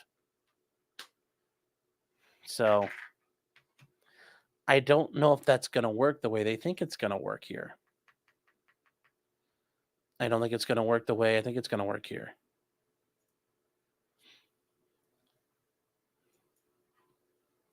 The content in the campaign cannot reasonably be construed to support the claims he made in the post at issue or from Mr. Pool's prior statements of conduct. Okay. The Harris campaign cast its statement as fact, not opinion. Okay. Maybe. I think Kamala would argue that it's an opinion, but I would more point out I think it's a little vague who they're talking about. Accusations that Mr. Pool endorses lawless executions and extrajudicial killings harm his reputation. Got a typo there. And standing in the chosen career and profession. The Harris campaign published its statement on X to tens of thousands of third parties. Yep, published its statement. Yep. So his reputation is damaged. All right. The statement damaged Tim Pool. Yes, it did. Okay. The statement exhibited actual malice by claiming Pool supported lawlessness and extrajudicial killings. He made no such claim, and despite the campaign's apparent research into Tim Pool and his views. Count 2, bad faith misconduct. Now, this must be a common law argument here because you can't really make an argument like this here in Ohio. Harris campaign's misconduct described previously herein was at all times carried out in bad faith, vexatiously, wantonly, and or for oppressive reasons. Tim Pool was damaged by the Harris campaign's bad faith misconduct, as previously described herein, in addition to his expenditures for the prosecution of this cause of action, which is necessary to clear Tim Pool's name and restore his reputation. Okay. The bad faith conduct triggers the state's exception to the American rule for payment of attorney's fees, as described in the syllabus in Part 3 of Sally Make Properties versus Yoakum, and that's a West Virginia Supreme Court case from 1986. Okay. Harris's campaign's pre-litigation misconduct likewise triggers the exception of the American rule for payment of attorney's fees, as described in In Re John T., which is another West Virginia Supreme Court case from 2010. As of his conduct, among other things, caused Mr. Poole to incur legal expenses he would not otherwise have to pay. The prayer for relief. Give Tim Poole all cognizable damages. I still don't know what damages you have. I still don't know. I still don't know what answer. I still don't know what damage you have, Tim. Award Tim Poole's attorney's fees and costs. That ain't happening. Said this isn't going to go anywhere. Or the Harris campaign to retract the original defamatory publication in the same forums of broadcast media and the same prominence originally published. Yeah, that ain't happening because he's not going to win. Any other relief against the Harris campaign the court deems proper.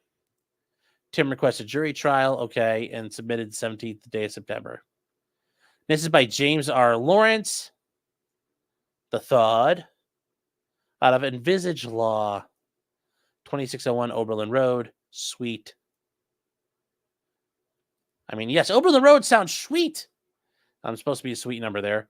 In Raleigh, North Carolina. And yes, he's a Pro Hoc Vice attorney coming in up from out of town.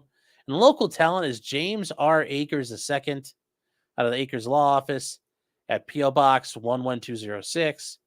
There in Charleston, West Virginia. Counsel for Plaintiff Timothy Poole. There you go, guys. That's the Tim Poole complaint.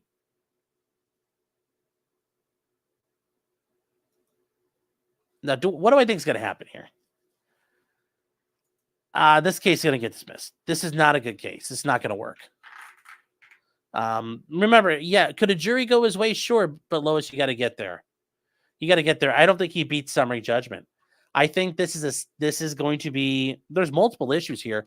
One of the biggest ones is damages. Remember that $75,000 claim? Remember what makes it?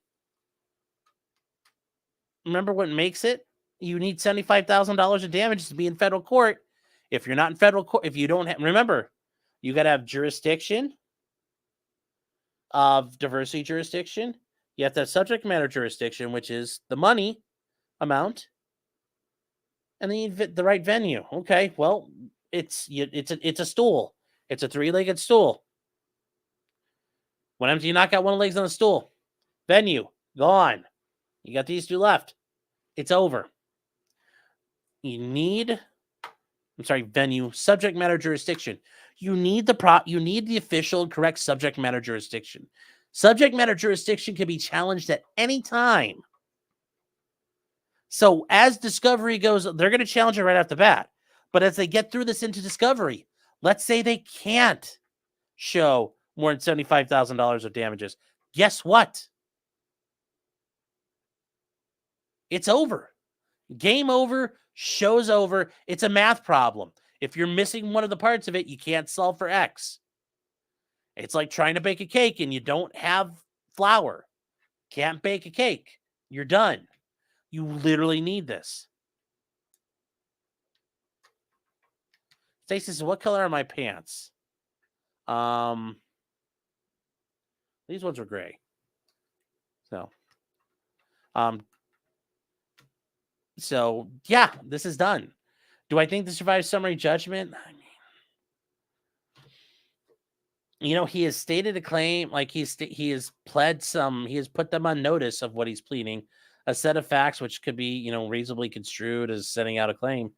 Sure, but I don't know how farther along this gets down the road of he might survive the Rule 12 motion, but a Rule 56 motion, actual summary judgment action. No, Tim's fucked. Tim is toast. Hunter Logan says they need West Virginia law, don't they? No, they could sue in West Virginia. You don't have to sue where the corporation's domiciled. Typically, you sue where you live. So typically, Tim would sue in West Virginia State Court, and he could bring in Kamala Harris. She still has connections. I would not go to Pennsylvania and sue. I would sue where I live. I would tell my attorney, no, file this where I live. So whatever county Tim lives in, you would file in that local county court as a state claim action because they can hear the case. So, Tim obviously made his reasons for doing federal court, but ultimately, no, Logan, you don't. You do need West Virginia law, but you then get into where they're domiciled. Well, then it becomes a conflict of laws issue. Now, typically, you're going to have to get that Pennsylvania court to agree to apply West Virginia law. Unless Tim is willing to submit himself to Pennsylvania law, which might be more favorable to him. I doubt it is. You're going to run into that issue with that Pennsylvania court and figure out whose law to apply. And I think you're a 1L hunter. That is an entire class in law school. Conflict of laws. What laws do we apply? Whose laws do we apply? Why should we apply Nation A, Nation B, State A, State B over other places? So, yeah, I don't know what this is. If this is PR, great, Tim. Is it a PR choice? Sure, I think so. I think it's a PR case. Now, what do I think that's going to do for Tim? I don't know. Is this going to be a PR case he can win? No. Do I think it's I don't know what the plan is here. I don't know what his long game is. I'm sure we'll find out as the case progresses. And where'd that snap cap go? I just dropped. I'm sitting here playing with the thing, and you guys heard me playing with it and clacking. Where did it go? Oh well, I'll have to find it later. It's somewhere. So no, I don't think this is going to work. So there we go. Anyways, we're back. If Harris wins, Tim might be done. Well, that's another thing. I mean, here is what's this do for Tim? I don't know. I mean, as soon as the campaign's over, there's not going to be a lot left over for it. I mean, presumably she's going to run for president again.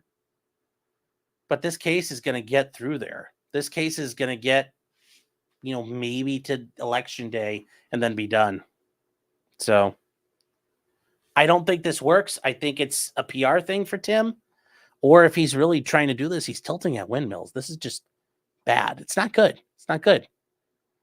And guys, I tried to read that very charitable to him. He still has a lot of problems. Even if you agree the statement is defamatory, where are your damages? And I don't think you can show them. What are your damages, Tim? And I don't know. I don't know what your damage is going to be. And what you state in the thing is very they're speculative damages.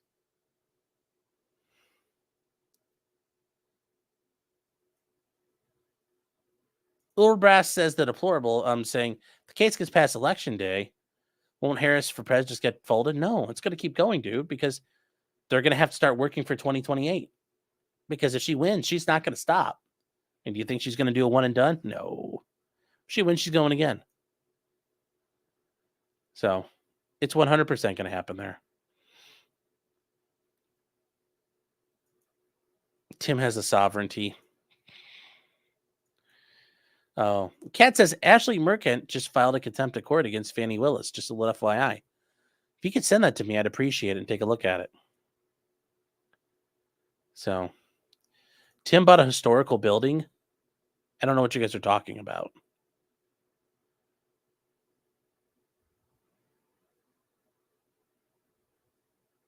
So, anyways, guys, I don't think it's going to go anywhere. I think it's going to fail. I think this is going to fail. I don't know if it's a publicity stunt by Tim or what, but hey, it looks good. But I don't think any of the news stations or the media have picked up on it. YouTube streamer is suing the president's campaign. Big whoop. Now this is a way for Tim to get some people to send in super berries for him. Maybe.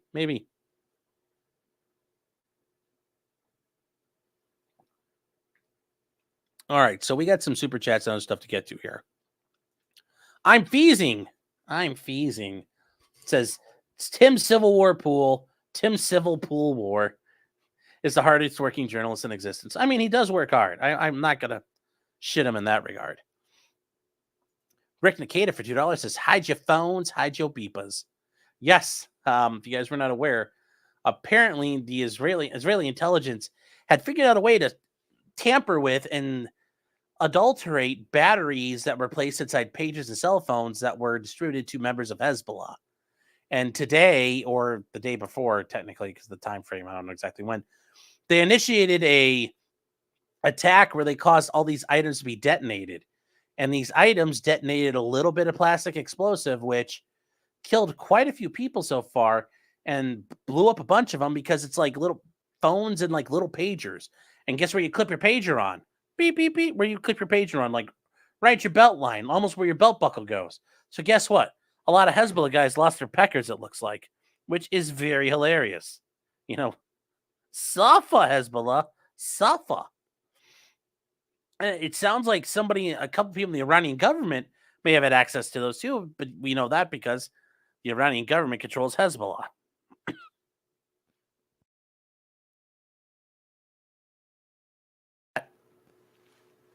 That's the good news there. Publiat Duman says Tim sued as himself, not as his business. He technically claims he was harmed while also trying to cite his business personnel as being harmed or security for them as being part of the damages. Yeah, that's a little weird that he doesn't sue as part of his like LLCs and everything too. But, you know, he has the right to say, you know, I'm in charge of all of that. And I don't know. I think you almost have to argue they're necessary parties too. If I'm Harris for them, I'd say interplead all those people. There's a reason why he didn't plead them. And I don't know what it is. But I think there's a reason why Tim didn't put him in. So that might be an issue for Tim. Stephen Cooper's been a member for 9 months. Says shout out to Chicano City. Barton Bella says no. Tim drank the Kool-Aid as soon as he given access to powerful people. Very well, he could have been.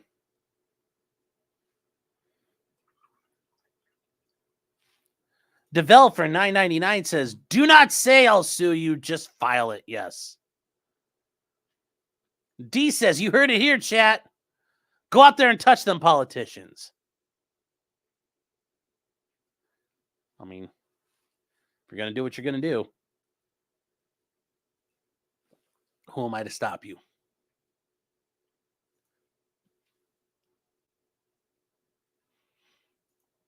Emmy says for $5, he doesn't care about winning. He wants to be able to say any charges he might get in his Russian PLO situations, retaliation, or Kamala wins.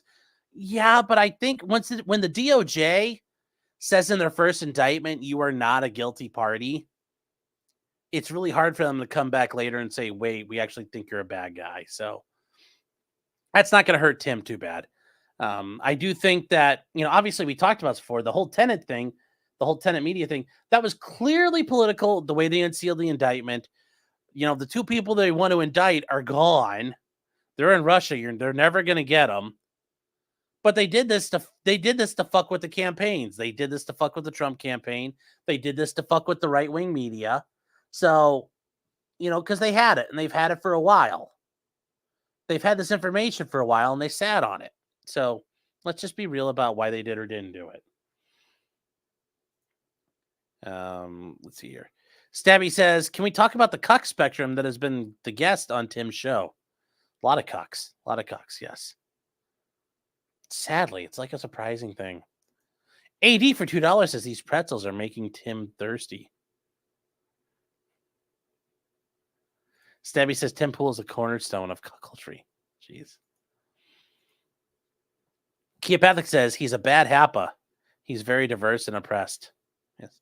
Fallen Preacher says Sean is calling for violence. Sure.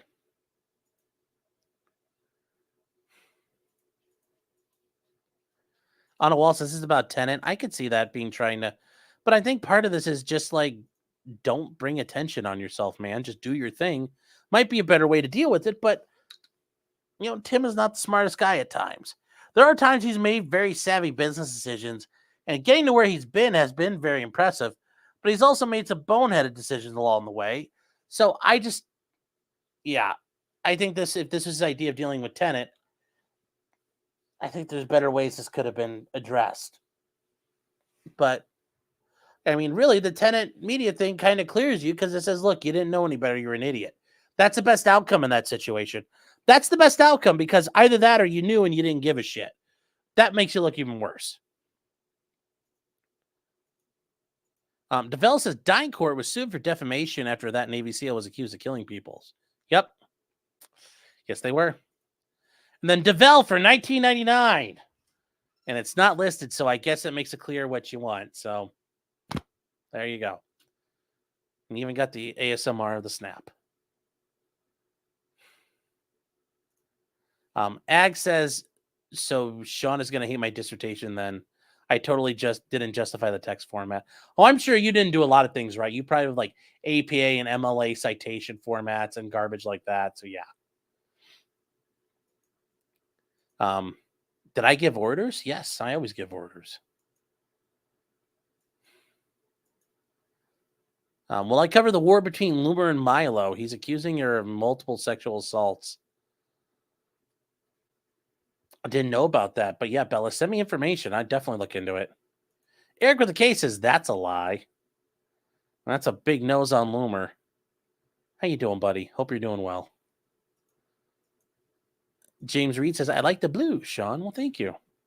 It's bleu foncé, not bleu clair. That's a shame for $4.99 says, double-door tier hiring decisions, to be honest. You got to figure out a way just to jam that knife in my back a little bit more. That Potter-shaped knife. Good to see you.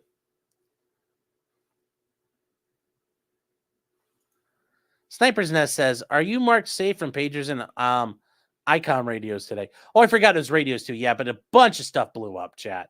All kinds of electronic devices are blowing up right now, which, yeah, be careful. If you live out in Hezbollah territory, be careful about picking anything up.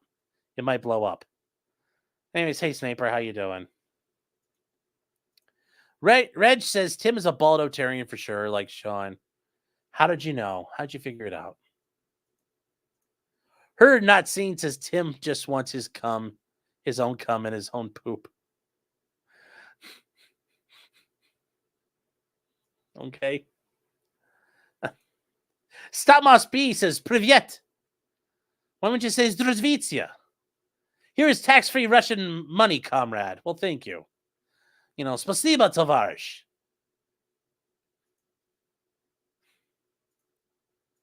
Tech Guy South says, Tim is represented by Beanie and Fence Sitter. Yes. Brimstone says, there are no girls on the internet. That's very true. That's always a good rule. There are no girls on the internet. Jabbo Dunn says, Cassandra is pretty sloppy with the bookings. Didn't know. But he says still better than Lydia. Well, that whole, oh God, I remember Kriegler talking about that whole thing. That whole thing was weird. You guys are doing some weird shit. Have Kriegler talk. When Kriegler talks about it, being in the beanie bunker, seeing all the weird stuff go down, it's weird.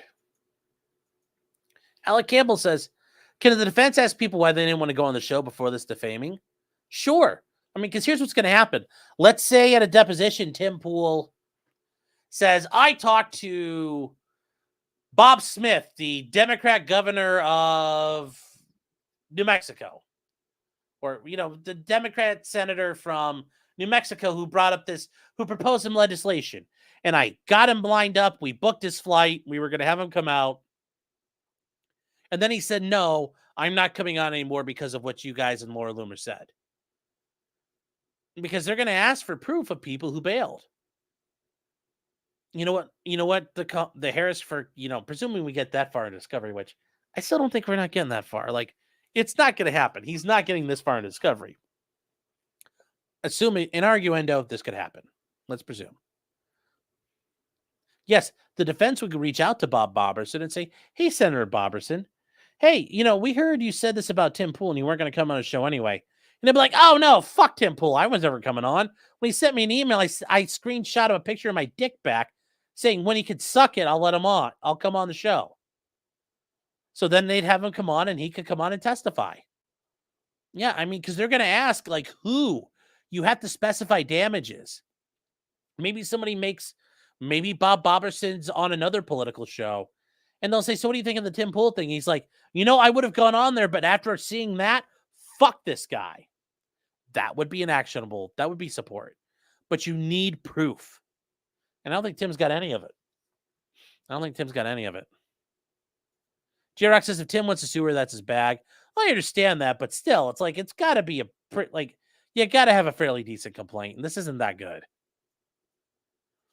The Pie Baker for $5 says, "Let's be fair, this isn't Dim Fool's first half chub lawsuit. Yeah, this isn't the first time he's had legal issues that he doesn't resolve the best way." Hubbleson says the Harris campaign just released a statement. "We agree to remove all of Mr. Poole's demands, provided he remove that dumb hat forever." That would be fucking hilarious if they said that. I would give them a golf clap.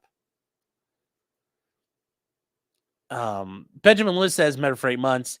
Today, my family boat's EPIRB activated on its own." Ooh. Well, that's a bit of a scary situation. So hopefully the boat was on shore or like at a dock, and then the Coast Guard shows up like, "What's going on?" You guys know EPIRB is the emergency beacons.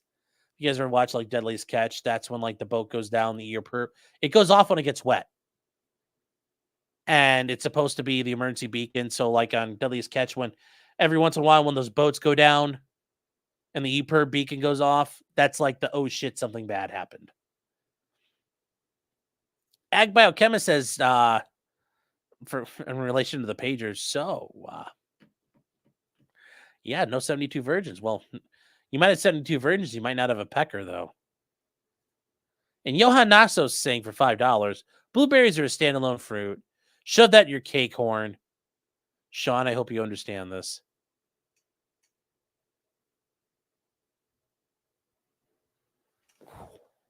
Sorry, no.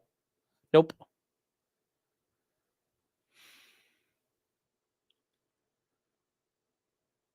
Wasn't the no pecker thing a Stone Toss comic? I don't know. Cake horn. I messed up, guys. Sorry, I don't get the joke. The Subverse lawsuit was great. Yeah, I remember hearing about that. The Subverse lawsuit and then the people who took a bunch of his shit. I think that's a Subverse one too. But that was a separate one. There was all kinds of fucking lawsuits with Tim for a while. And those all just disappeared and died. So Benjamin says, "It wasn't wet. Nobody hit the button. I blame the Mossad." Oh, no, that's not good.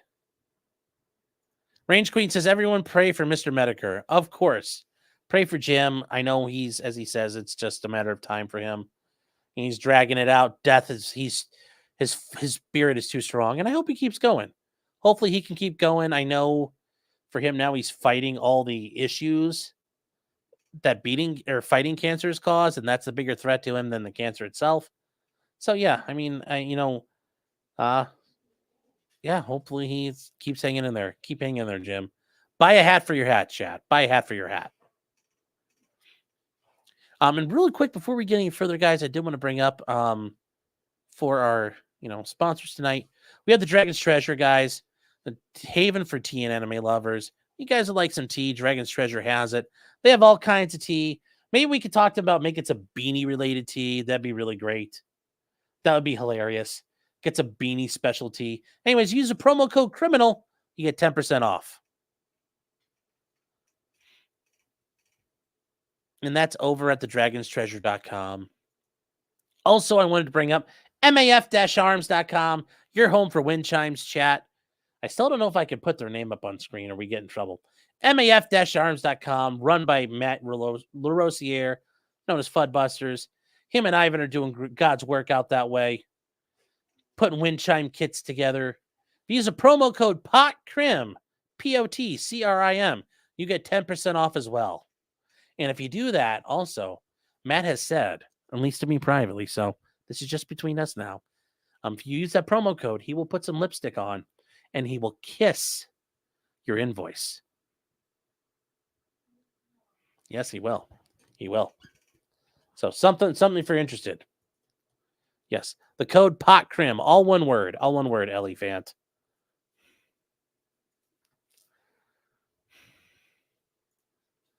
Shredder says beanie tea would have to be a mixed bag that gets you swatted every time you brew a cup. That would actually be the funny thing. Hey, T-Man, if you're out there, you make it like so it's like it's kind of like a very bland tea. There you go. It's like a fence sitter tea. Has no real taste. See, I got brilliant marketing ideas. Brilliant marketing ideas. Tim will have to remove that beanie in court. Checkmate. Yes, he will. At some point. But he can also argue why it's a religious headwear. It won't work probably, though.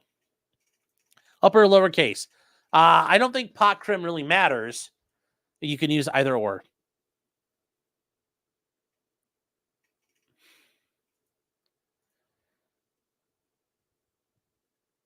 Ethically ambiguous tea. There you go. James says just sell hot water. Yes, water flavored tea. Oh. Caleb says we're always asking about prosecutors getting disbarred. Colorado DA Linda Stanley was disbarred last week. I should go over it. I'll take a look at it. If you could send me a link to some of this stuff, I'd take a look at it. Really good. It'll be really good. Ellie Fan says pot cram, cut and paste, lazy mofos. Yes. So, guys, that is, I think, he can also buy you tea, a libertarian. Yes, a libertarian shouts at the tea. That would be funny. Oh, that would be very funny. Yes. Ring, ring, ring. This is going off. We're probably going to talk about this on Thursday just because it's very funny. Yes. Ring, ring, ring, ring, ring, ring. Masada phone. Masada phone. Oh. Tim is just grifting. I think so. All right, guys. That is it for tonight.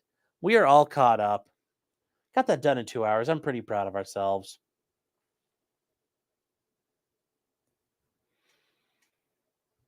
And yeah, like I said, guys, I thought it was an interesting lawsuit because of what they're, this is it's just not good. It's just, it sounds like it makes you want to nod your head, but it doesn't. There's nothing to it. There's not a lot to it. So, yeah, I just got here. Can we start at the beginning?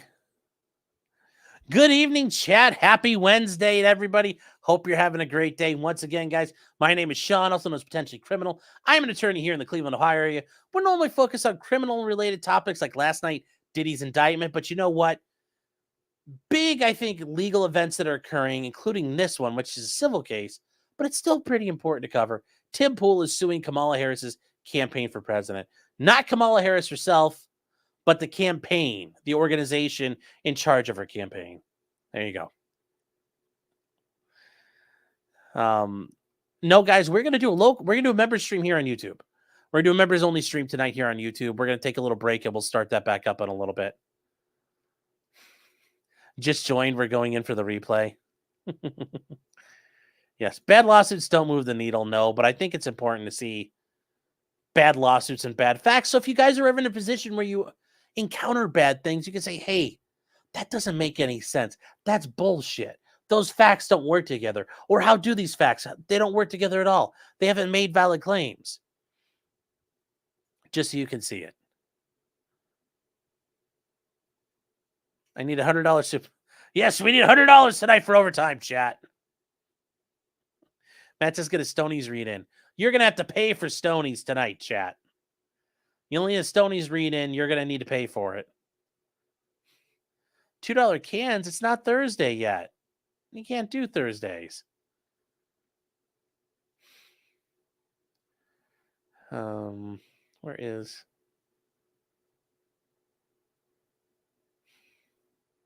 Johan Naxos gifted 5 memberships. Thank you. Thank you. Benjamin Lewis has 5 uppers and assorted parts for $336. Where is that at? I would like to know. Ooh, I'd buy some stuff. Where's Clyde content? It's here at the beginning of the show. So, is Clyde going to get his YouTube channel when? Maybe. He needs to get a little older. I don't trust him to be on the internet alone with people. Speaking of Clyde, I just heard him skittering around. So, all right, guys. So we are all set. Johan, thank you so much for the support. We'll be starting the members only stream probably in a little while. Chat, keep your eyes peeled. Probably like 10:30 or so. Oh, we got a new member, Kat. Thank you, Kat, for being a new member. I appreciate it.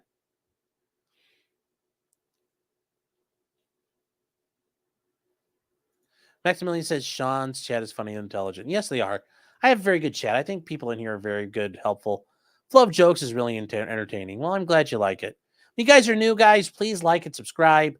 We do stuff all the time. We try to do stuff pretty much every day. Usually in the afternoons, because like I said, I got stuff to do during the day. Or we will try to stream trials as we get to them. We were going to do Deborah Rodden, the guy who jumped over the bench in Las Vegas and attacked the judge, but Diddy kind of took over. I think that's fairly important, and this happened. So we might wait for the weekend for that. But every Thursday night, guys, if you are new, we do the Thursday night show every Thursday night at 9:30. We got a lot to talk about already, a couple different topics. We got the Florida police. A kid made a school shooting threat, so they arrested him. Then they seized his toys and they put them on display. I know you guys cover this and you guys want me to cover it, and it's something I think is very important. The lady here in Cleveland who stabbed a 3-year-old to death in a parking lot of a grocery store for reasons was declared incompetent and is getting forcibly medicated, which that's, seeing a court order for forcible medication isn't a very common thing. So I think we're going to go through it. You guys can see it. Ryan Routh, the alleged Trump shooter, the second guy trying to go after Trump, had charging documents and updates in his stuff. We have a guy on Twitter who tells the FBI to fuck off in a very impressive way. Bill Cosby's got lawsuit problems. Ghislaine Maxwell's appeal happened. Didn't go like you think. And Diddy's updates what's going on with him. So we got more stuff coming, but that's the stuff we're looking at. That'll be tomorrow night, 9:30 Eastern time. Hope to see you guys there.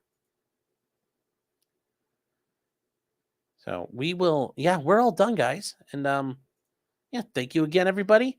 And until next time, just because you did it doesn't mean you're guilty. And in this case, the Harris HQ, they didn't really do it. So it's not really an issue of them being a guilt. This is a bad lawsuit. A bad lawsuit, chat. That's kind of where we are with it. So, oh well. Anyways, good night, everybody. Take care. And like I said, we'll be doing members only stream tonight around 10:30 or so. So take care, guys.